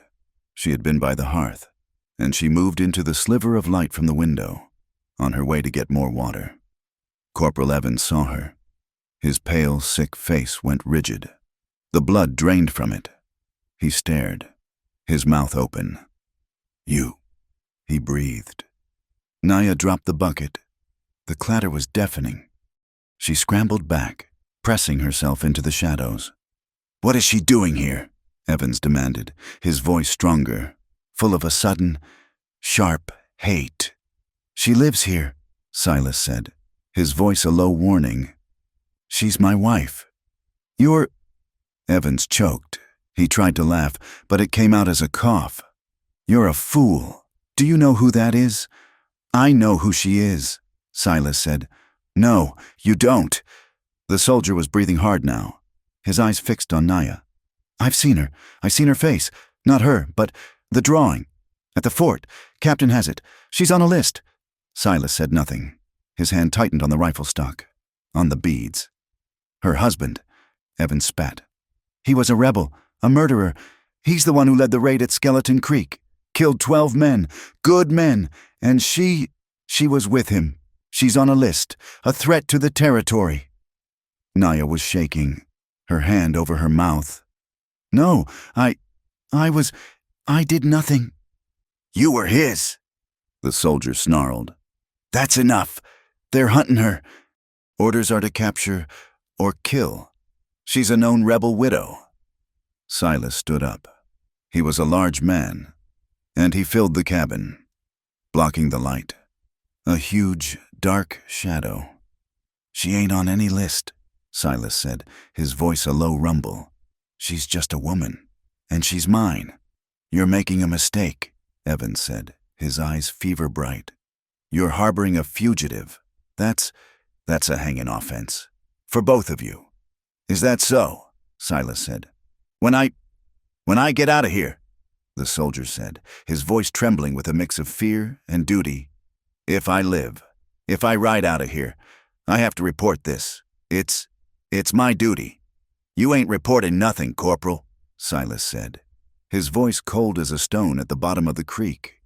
You ain't even standing up. You can't. You rest, Silas said. He checked his rifle.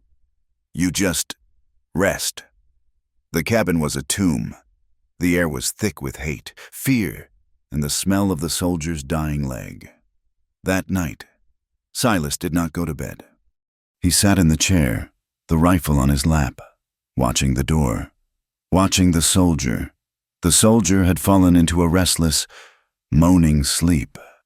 Naya lay in the bed, watching Silas. She watched the rigid line of his back. She saw the way his hand gripped the rifle. She saw the man she loved, the man who had built her boots, the man who called her wife. And she saw that he was now a man guarding a prisoner. Because of her, she had brought the bluecoats to his door. She had brought the noose. The men in Dry Fork. They were just spit. This was a rope. She waited. She waited for hours. Her breathing even, her body still. She watched him fight sleep. She saw his head nod. Once, twice. She saw his body finally slump, his exhaustion pulling him under. She moved. She was smoke.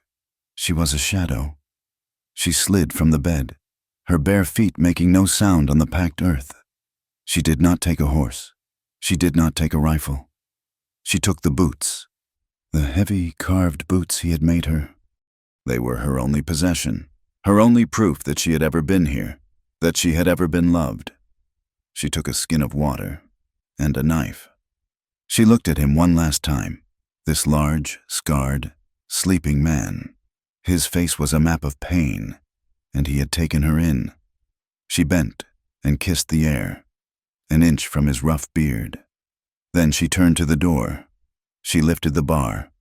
A slow, agonizingly careful movement. She opened the door. A crack. The cold night air hit her face. She was free. He was safe. Where you going, Naya? His voice. It was not from the chair. She spun around. He was standing in the dark, by the side of the porch, where he had been waiting. He had not been asleep. He had been testing her. He had known. She stood frozen, the door open, the boots in her hand.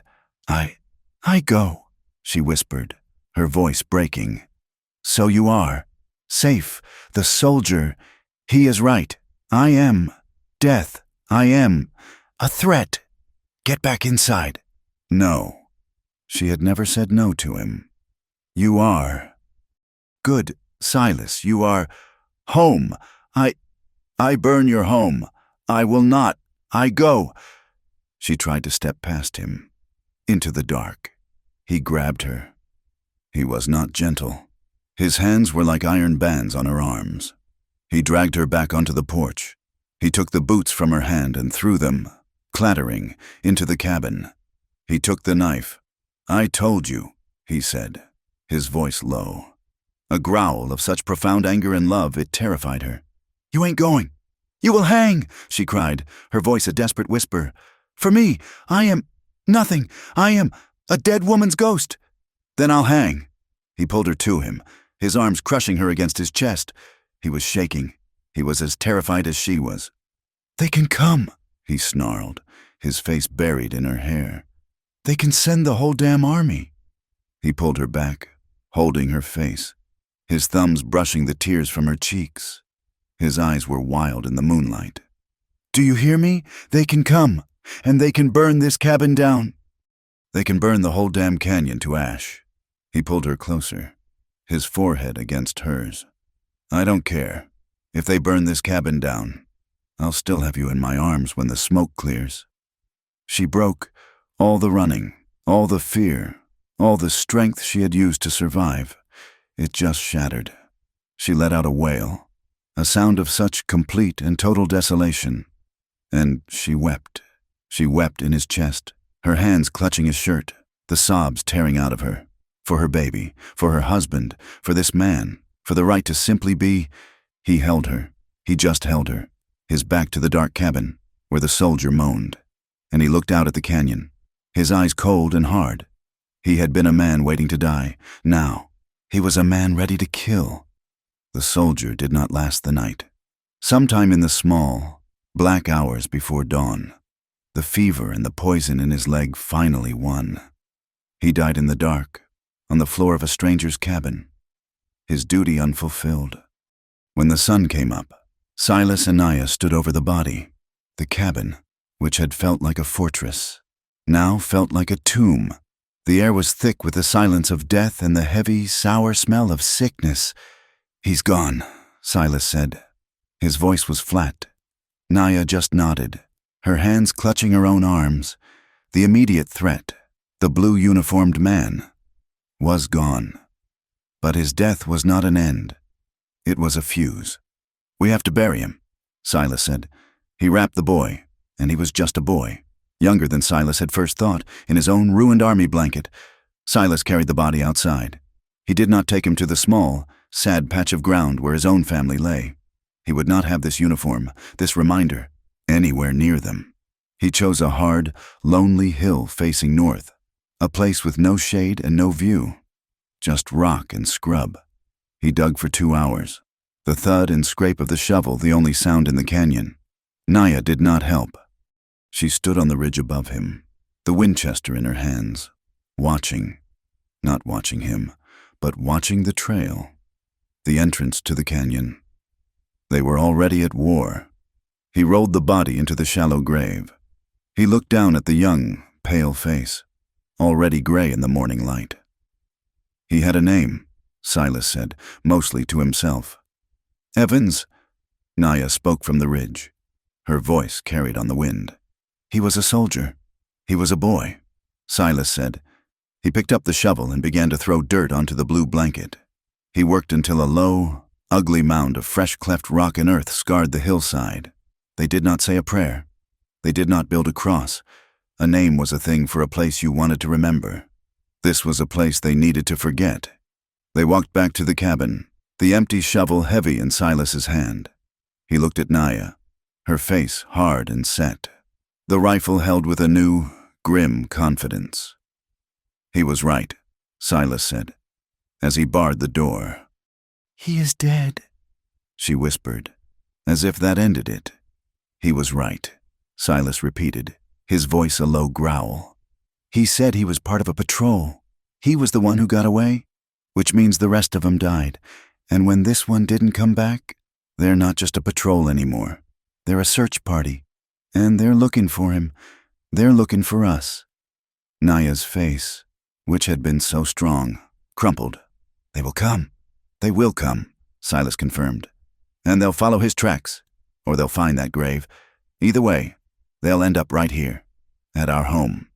The cabin was no longer their home. It was their Alamo. Silas worked for the next 3 days with a cold, desperate fury. He was not the scarred, solitary man who had been waiting to die. He was the man Naya had brought back, a man with something to lose, and he would not lose it. "We don't fight from in here," he said, pacing the small room. "It's a box, a wooden box. They'll just burn us out. We fight from the land. We fight from the rocks." He took his shovel and pick and went to the ridge above the cabin, just below where Naya had stood guard. He dug for hours. Not a grave this time, but a trench. It was shallow, just a scrape in the rocky soil, but it was long, lined with a low wall of boulders. It gave a perfect, clear view of the cabin's porch and the entire canyon trail. a full 200 yards. "This is yours," he told her, placing his spare rifle on the stone lip. "Silas, I cannot," she said, her hands twisting. To kill?" His face was hard. "Remember Dry Fork. Remember what they called you. Remember that soldier's eyes. They will not come here to talk. Naya, they will come here to hang me and to take you. You hit the skillet. You'll hit a man." He didn't stop there. He went to the game trail that led to the creek behind the cabin. He spent a full day digging a deep, narrow pit, which he lined with sharpened stakes he'd carved from oak branches. He covered it with a thin lattice of willow branches and scattered dirt on top. "They'll come from the front," he said, his hands raw and bleeding. "But one might get smart. One might try to flank us. Get to the water. He'll find this." Inside the cabin, he made his last preparations. He pulled up the floorboards under their cot. In the dark, musty space below, he laid his father's old hunting rifle, wrapped in an oilcloth. Beside it, he stacked 3 heavy boxes of cartridges. "If they get in," he said, his voice quiet, "if they burn it, they'll think we're dead. They'll leave, and we'll come back, and this will be waiting." He hid a small pistol under the hearthstone and tucked knives into the chinking of the logs. The cabin was now a weapon, and he trained her. He was relentless. He was cruel. He was saving her life. Every morning at dawn, he took her to the trench. He set up targets. No more skillets. He took scraps of his old blue shirt and tied them to sagebrush, far down the canyon. "That's a man's chest," he said, pointing. "You don't aim for the head. It's too small. You'll miss. You aim for the center. You hit him. He goes down. He cries. The others get scared. You aim for the center." "I am afraid," she whispered, the rifle heavy and cold. "Good," he said. "Be afraid, but be slow. Breathe out. Squeeze the trigger. Don't pull it. Squeeze." She learned the memory of the soldier's dying curse, the sound of murderer's whore, the spit in Dry Fork. It all burned away the part of her that was scared, leaving only the part that would survive. She learned to breathe. She learned to make the bead of the front sight sit like a deadly, tiny moon in the notch of the rear. She learned to squeeze. On the 4th day, she hit the scrap of blue cloth at 100 yards, 5 times in a row. She lowered the rifle, her shoulder a dull, aching bruise. Silas nodded. "Once." "You'll do." They waited. The days were long, hot and silent. The late summer sky was a painful, cloudless blue. They took turns on watch. They spoke in whispers. They ate their meals cold, afraid a wisp of smoke would give them away. They stopped sleeping in the cot. He slept by the door, she by the hearth, a rifle in each of their hands. The intimacy they had forged in the snow was gone, burned away by the coming fire. The riders came 7 days after the burial. Naya was on watch, in the trench. It was just past dawn, the air cool and clear. She saw it first. Not men, just a faint, lazy cloud of dust. 5 miles down the canyon, where the trail turned, it was not wind. It was not a wolf. It was horses, coming steady. She did not yell. She did not panic. She did what he had taught her. She raised her rifle, pointed it at the sky, and fired 1 shot. The crack echoed, sharp and final. Silas was out of the cabin in a second. He wasn't carrying water. He was carrying his Winchester and a heavy sack of cartridges. He didn't run to her. He scrambled up the rocks 20 feet to her left, to his own nest, a V-shape in the boulders. He slid in, loading a cartridge into the chamber, just as the riders became visible. There were 3 of them. They wore the same dusty blue, and they rode hard. They pulled up in a cloud of dust in front of the cabin, their horses lathered, their rifles already drawn. One was a big man with a sergeant's stripes. The other 2 were young, hard-faced men. "Evans," the sergeant roared, his voice splitting the morning quiet. "Corporal, you in there?" The cabin was silent. The door was closed. "I see the smoke. Evans," he yelled. "Come on out." One of the younger men, a man with a mean, thin face, pointed. "Sarge, look!" He was pointing to the fresh grave on the hill. The sergeant's face hardened. He dismounted, his rifle in his hand. "Hello, the cabin," he shouted. "This is Sergeant McCullough. We're U.S. Cavalry, looking for a lost man." Silence. "I ain't asking again," he roared. He walked toward the porch. "Come on out, or we're coming in." "That's far enough." Silas's voice boomed from the rocks. The three soldiers spun, rifles raised, squinting into the rocks. They could see nothing. "Show yourself," the sergeant yelled. "I'm the man who owns this land." Silas's voice echoed. "And I'm telling you to get on your horses and ride out." "We ain't leaving," the mean-faced soldier yelled. "Not till we find out what happened to Evans." "He's dead," Silas called. "Fever, I buried him. It's done. Now go." You buried him?" The third soldier, the youngest, stammered. He's dead. Now mount up." The sergeant was looking at the cabin, then at the rocks. He was smart.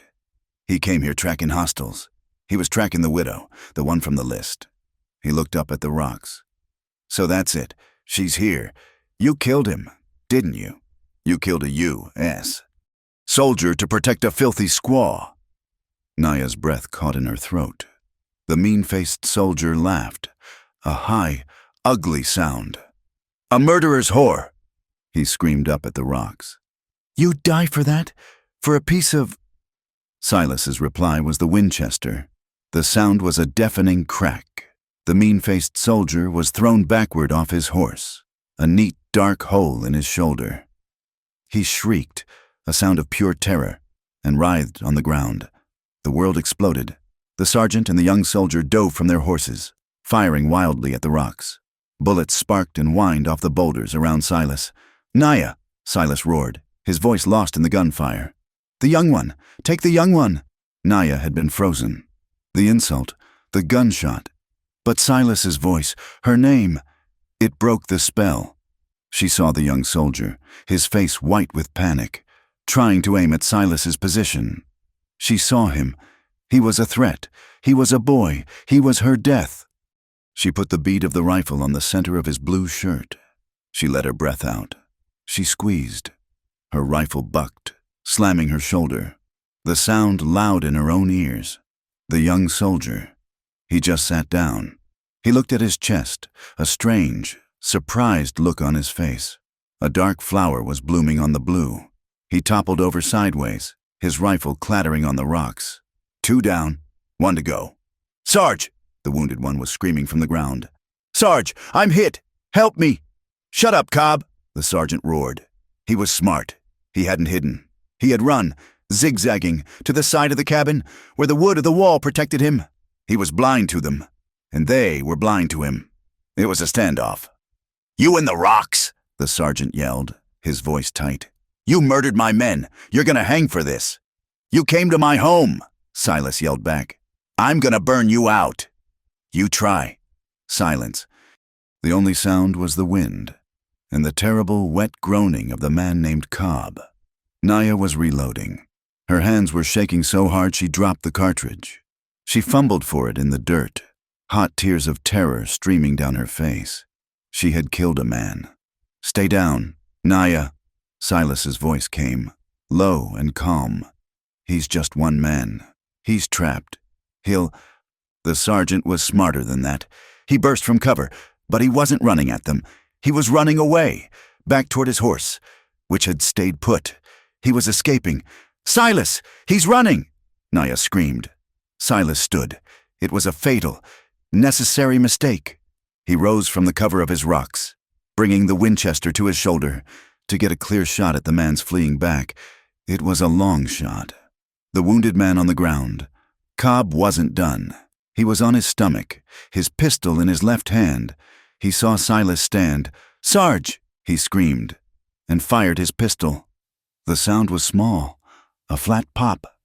Silas grunted, as if he'd been punched. He stumbled, the world tilting. The fire in his side was white hot. He fired his own rifle, a wild shot that kicked up dust a yard behind the fleeing sergeant. The sergeant didn't look back. He leaped onto his horse and disappeared down the canyon, a frantic tattoo of hoofbeats fading. He had escaped. "Silas!" Naya was screaming his name. Silas slid down the rocks. He landed hard. He looked at the wounded man, Cobb, who was trying to reload his pistol, his face a mask of pain and hate. Silas raised his rifle from his hip, his side a universe of fire. "You talked too much," he said, and shot him in the chest. The man went still. Silas looked down at his own shirt. A dark, wet patch was spreading. "Silas!" Naya was running, flying down the rocky slope, sliding, cutting her knees and hands. She didn't look at the dead men. She ran to him. He was on his back, his face pale, his eyes wide. "No," she whispered. "No, Silas, no." She ripped his shirt open. The bullet had gone in clean, just under his ribs on the left side. It was a bad place, and it was bleeding, a dark, steady, pulsing bleed. She put her hands on it, pressing down. The hot, sticky blood welling over her fingers. "It's bad, huh?" he whispered. A small, bloody froth on his lips. "Be quiet," she ordered. She was the one in control. "He got away." "I know. Be quiet. I will. Fix you." She got her shoulder under his good arm. "Help me," she grunted. She dragged him, his boots scraping the dirt, back to the cabin. The 30 yards felt like a mile. She hauled him inside, kicked the door shut, and barred it. She laid him on the cot. He was already pale. His eyes were glassy. "Fire," she said to herself. "I need Her hands were shaking so hard she could barely strike the match.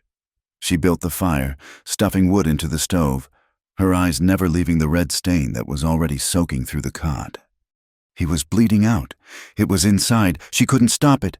No, it was outside. The blood was coming from the hole. She had to stop the hole.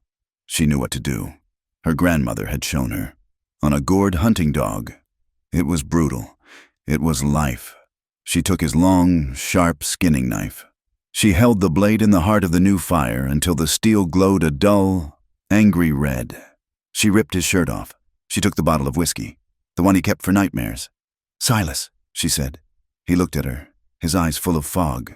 This is pain. Naya," he whispered.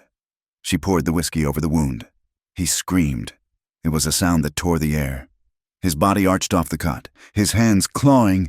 "I am sorry," she cried, tears streaming down her face. "I am sorry. My husband." She took the glowing knife from the fire. She pressed the flat of the hot blade against the bleeding, open hole in his side. The cabin filled with the sound of a horrific sizzle and the thick, greasy smell of burning meat. Silas's scream was not a word. It was a sound from hell. His body levitated. His back arched, his hands clawed, and he called her name, his voice a ruined roar. "Naya!" And then he passed out. He was still. The bleeding had stopped. The wound was a black, ugly, seared circle on his skin. Naya dropped the knife. It clattered on the floor. She fell to her knees, her head on his chest. She was sobbing, great, racking, silent sobs. She could feel his heart. It was faint and fast as a hummingbird's wing, but it was beating. She lay there for a long time, her cheek pressed to his sweaty chest, listening to the only sound that mattered. She looked at his face, pale and peaceful, as if he were only asleep. She touched the scar on his neck. "I was nothing," she whispered to his unconscious body. Her voice was fierce, a vow in the smoke-filled room. "I was a ghost. I was just waiting to die." She pressed her wet cheek against his. "I was nothing," she said. "I was nothing before I found you." He woke on the 3rd day. For 2 days, he had burned with fever, and she had fought it. She did not sleep. She bathed him in cool water. She chewed the chill root into a paste and packed the angry, seared wound. She dragged the dead men away from the cabin, into the sun, and let the vultures have them. She cleaned the rifles. She waited. On the 3rd morning, his eyes opened. The fever was gone. They were clear. He looked at her. She was a ruin. Her face was streaked with dirt and smoke. Her eyes were red-veined. Her hair a tangled mat. She was the most beautiful thing he had ever seen. "Naya," he whispered. His voice was a dry rasp. "I am here," she said, her voice breaking. "The others, the sky dogs," she said. "They are cleaning." He nodded. He tried to sit up. The pain hit him, a white-hot flash. He gasped and fell back. "God!" "Be still," she said, her hands gentle on his shoulders. "You are hurt." He looked down at his side. He saw the ugly, black burn. He looked at her. "You did this?" She nodded, her eyes wide, afraid he would be angry.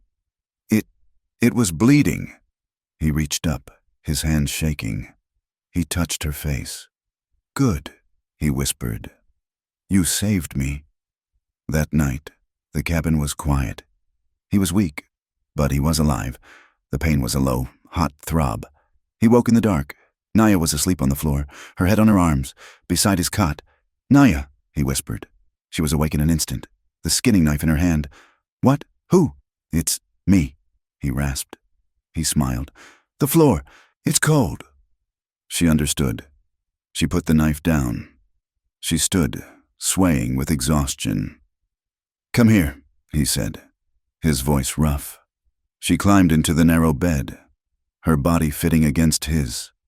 Careful of his side, he put his good arm around her, pulling her close. He groaned as the movement sent fire through his wound. "I hurt you," she whispered, trying to pull away. "No," he said, his grip tightening. "Stay. You. Stay."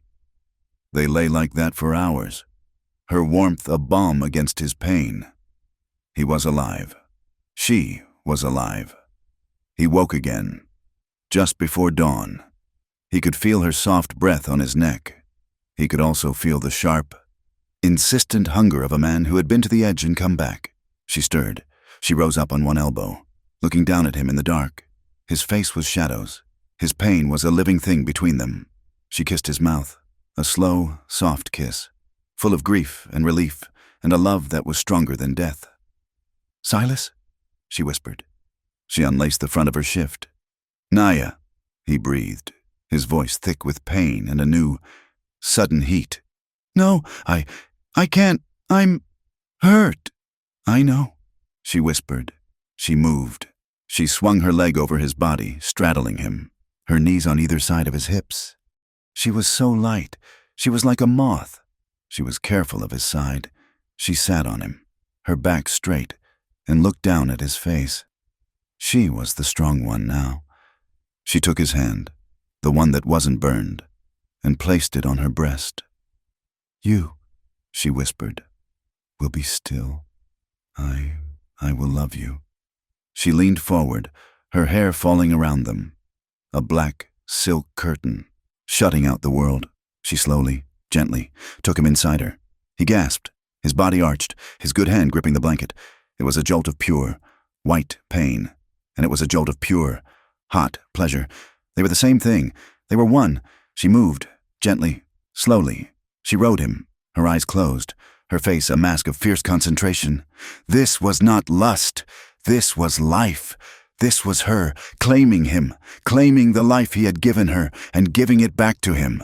It was her body, speaking a language without words. It was her, telling him, "I am here. You are here. We live." He watched her, his hand on her hip, his thumb rubbing small circles on her skin. He was breathing in short, sharp gasps, the pain and the pleasure mingling, becoming one hot, bright, impossible thing, and he did not ever want it to end. The weeks that followed were not a time of peace, but of a long, held breath. Silas's wound, a terrible, puckered, black scar that mirrored the burn on his back, healed slowly. Naya tended to it with a fierce, quiet devotion. She cleaned it with boiled water and sage, her hands no longer trembling. She had cauterized him, and in doing so, had burned away the last of her own fear. He was hers. He was alive. No more riders came. The sergeant who had fled, who knew their location, who knew their faces, did not return. Perhaps he had died in the desert. Or perhaps he had reported to his fort, and his captain had decided that 3 dead soldiers were not worth risking more for one murderer's whore. in a box canyon. Or perhaps, as Silas thought, the man was a coward and had simply kept riding, erasing the entire event from his report, unwilling to admit he had been routed by a squaw man and a single, fierce woman. They would never know, and it did not matter. The silence that settled over the canyon was not a healing one. It was heavy, and it smelled of death. The vultures had done their work. The sun had done the rest. But the bones of the soldiers, white and scattered in the brush, were a constant reminder. The cabin itself felt marked. The porch was where they had been judged. The dirt in front was where men had died. The very air was haunted. Silas, now strong enough to walk the ridge, stood looking down at his home.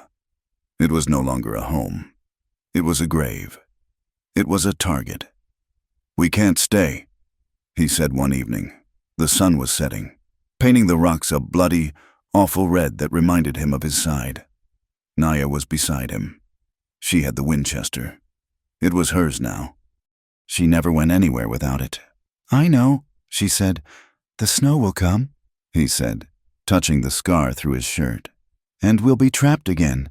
But that sergeant, he's out there. He'll talk. Maybe not today, maybe not this year, but men like that, they talk, they drink, they tell stories. They will come," she said. It was a fact. "We have to go." "Where?" she asked. She was not afraid. She was just asking. Silas looked north. The land that way was a brutal, folded mass of mountains and empty plains. It was wilder, colder, less known. "North," he said. "Wyoming territory, maybe Montana, somewhere high, somewhere they ain't looking, somewhere they ain't even been yet." It was a terrifying thought, to leave the only home he had ever known, the graves of his family, and walk into the unknown. But he looked at her, at the woman who had killed for him, who had burned him to save him, and he knew. Home was not the cabin. Home was not the land. Home was the small, fierce, scarred woman standing next to him. "We'll need everything," she said, her mind already working. "The mule, salt, cartridges." "We've got what's on us," Silas said. "We can't risk a town. Not again. We'll hunt, like your people." "We are not my people," she said, her voice quiet. "We are not your people. We are just us." "That's enough," he said. They left 3 days later. At dawn, they packed what they could onto the mule: blankets, the last of the ammunition, his axe, the iron skillet, a bag of salt. They left the cabin as it was, the door swinging open, a place for ghosts. But before they left the canyon, they made one stop. They walked to the spot by the porch, the patch of bare, hard-packed earth where he had found her, the spot where she had collapsed, a bundle of rags and frostbite, and whispered, "Don't throw me out." It seemed a lifetime ago. Naya knelt. She had a small bundle in her hand. It was a piece of the leather she had saved. Inside, she had put a sprig of the sage she used to heal him, a feather from a red-tailed hawk she had found, and a pinch of ash from their last fire in the cabin. She dug a small hole with her knife, placed the bundle inside, and covered it. A thanks, a burial, an offering to the land that had taken her in, and the land she was now leaving. Silas watched her. His heart was a full, aching thing. He had his own ghosts to bury. He reached into the pocket of his worn canvas coat. His hand fumbled. He pulled out a small, tin star. It was dull, tarnished with age and neglect, a 5-pointed deputy's badge from a county in Texas he had not seen in 20 years. Naya's eyes went wide. She had never seen it. I was a lawman once," he said, his voice rough. He had never told her. He had never told anyone. Before the ranch, before the fire. I thought I could make things right." He looked at the badge, the symbol of a world that had burned, a world that had betrayed him, a world that had sent men to kill the woman he loved. It was the world of duty that Corporal Evans had died for. "It's just a piece of tin," he said. He had carried it for 2 decades, a reminder of the man he was supposed to be, the man who had failed his family. He took the shovel. He dug a deep hole, right next to where her bundle was. He looked at the star one last time, then dropped it in. It landed with a small, dull thud. He buried it. He buried the law. He buried the man he was. He buried his past. He put his hand on Naya's shoulder. "Let's go home." They rode under an open, endless sky. Silas was on Old Red, and Naya was on the mule. The land was vast, open, and uncaring. It was beautiful. They traveled north, keeping to the high ridges and the hidden valleys, avoiding the main trails. They saw no one for weeks. They hunted, Naya's skill with the rifle feeding them. She was a natural hunter, quiet, patient, and deadly. He would skin what she killed, and they would roast it over a small, smokeless fire. And they would sleep wrapped in their blankets under a blanket of stars so thick it looked like spilled salt. They talked. They had endless time to talk. He told her about the badge, about the arrogant, young man he had been, who thought a star on his chest could stop evil. He told her how, after his family's ranch burned, he had hunted the men responsible, not as a lawman, but as a killer, and how it had broken him, sending him to this canyon to live out his days as a hermit. She told him about her name, Naya, how it meant storyteller in her language, a name given to her by her grandmother, who had believed she would be a woman of great importance. She told him about the day Tazi was born, how the sun had come up and made the world look new, and how she had held him and known, for the first time, what her name meant. She was the keeper of his story. When they had to, they would approach a town. They were small, ugly collections of tents and new, raw lumber shacks, full of miners and trappers and whores. They never went in together. Silas would go, his hat pulled low, his beard grown long, a different man. He would buy what they needed: salt, cartridges, flour, coffee. He paid in the gold he'd found, panned from the creeks they crossed. One night, in a muddy camp town in what they thought was Utah territory, a suspicious-looking marshal followed him from the general store. "You're new here, mister," the marshal said, his hand on his gun. "Just passing through," Silas said, his hands on the sack of flour. "What's your name?" Silas didn't hesitate. "Smith, my wife's. Mary. She's back at our camp. Sick. I'm just getting her some things." The marshal looked at him, at the coldness in his eyes, at the way his hand rested near his own pistol. He saw a man who was not to be messed with. "Right. Well, move along, Mr. Smith." Silas walked out, his back rigid, and he rode back to Naya, who was waiting in a stand of aspen, the rifle across her lap. He said, "Smith," Silas said, untying the flower. "Smith," she repeated. The name was plain, and gray, and safe, and Mary. She looked at him, and that small, rare smile touched her lips. "Mary, I like this name, Mary Smith." "It'll do," he said, "for now." They rode for 2 more months. The air grew cold. The aspens turned a brilliant, aching yellow. The first snows began to dust the high peaks. They were running out of time. And then they found it. They had crossed a high pass, a brutal, wind-scoured place that left them half-frozen and hopeless. They descended the other side, into a valley he had not seen on any map. It was not a canyon. It was a valley, a wide, gentle bowl of land, 10 miles across, tucked between 3 towering, snow-capped mountains. A river, clear and fast, ran through the center. But it was not the river that made Silas stop. It was the pines. The trees were massive, ancient, standing in thick, silent groves.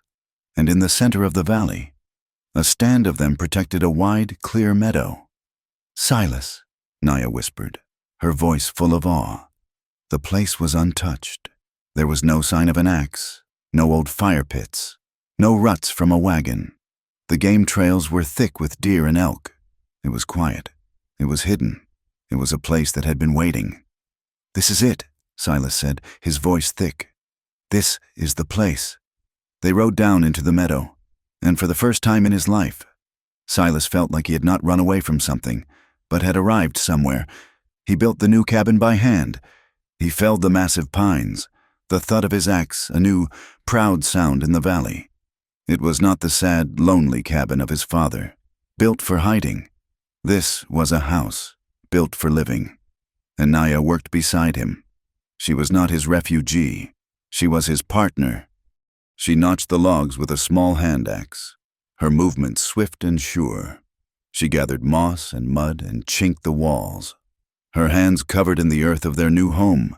They built it strong, with a deep stone fireplace and 2 windows, one facing the sunrise, one facing the sunset. By the time the first heavy snows of winter came, they were inside, the fireplace roaring. Spring came, and with it, a new life. Naya had found seeds in a rotted-out sack in one of the ghost towns they had passed. She had saved them, bundled in her shirt. Corn, she planted it, in the rich black soil by the river. She sang to the small, green shoots, low, wordless songs from her grandmother. Silas watched her. She was walking barefoot in the tall grass, wearing one of his old, worn-out shirts, her hair loose. She was no longer thin. She was strong. Her face was full. Her eyes were not haunted. They were clear. She looked up, saw him watching, and smiled. A full, open, easy smile. He was a man who had been dead for 15 years, and this woman, this Mary Smith, this storyteller, had brought him back to life. That night, their last night, the cabin was warm. The smell of pine and the stew she was cooking filled the air. A cold wind was howling outside, a reminder of the wild, but it could not touch them. They sat by the fire. He was on his stool, cleaning the Winchester, the one with the beads. She was on a rug, mending the shirt she'd been wearing, the one of Mary. She finished her stitch. She looked up at him, her face soft in the firelight. "Silas," she whispered. He looked up. "Don't throw me out." The words were almost the same, but they were not. The first time, they had been a plea of terror, a desperate, dying wish. Now, they were a whisper. They were a memory. They were a joke, a sad, beautiful joke, between the two of them. It was a ritual. It was the first line of their own story, the one they had written together, in blood and ash and fire. He stopped cleaning the rifle. He looked at her, at the small smile on her lips, at the love in her eyes, and he smiled back, a real, full smile, the kind he had not known he was capable of. "Come warm my bed instead," he said, his voice a low, happy growl. She put the mending down. She came to him, knelt before him. She did not kiss him. She just rested her forehead on his knee. "I am home, Silas," she whispered. "I know," he said, his hand on her hair. "I know." They made love that night. It was not the desperate, hungry coupling of the winter. It was not the fierce, claiming act of his recovery. It was slow. It was reverent. It was a quiet, final confirmation. They moved to the bed he had built with his own hands, under the roof they had raised together. They touched each other as if for the first time, exploring the new, safe skin of their new life. He kissed the frostbite scars on her fingers. She kissed the terrible, seared wound on his side. They were claiming not just each other, but their own broken, beautiful bodies. They were claiming their right to belong, to live, to be seen, not as a squaw man and a murderer's whore, but as a man and a woman, as Silas and Naya. Outside, the wind howled through the high pines, a wild, lonely sound. But inside, their world was small and warm. It was fire and skin and survival. Together, thank you so much for listening to our story. It means the world to us. We would love to know where you are listening from, so please, drop a comment and let us know. If you enjoyed this tale, please consider subscribing to From Wild West so you don't miss the next one. We live and breathe these stories, and your support is what keeps them alive. Please share your thoughts in English. We'd be honored to read them.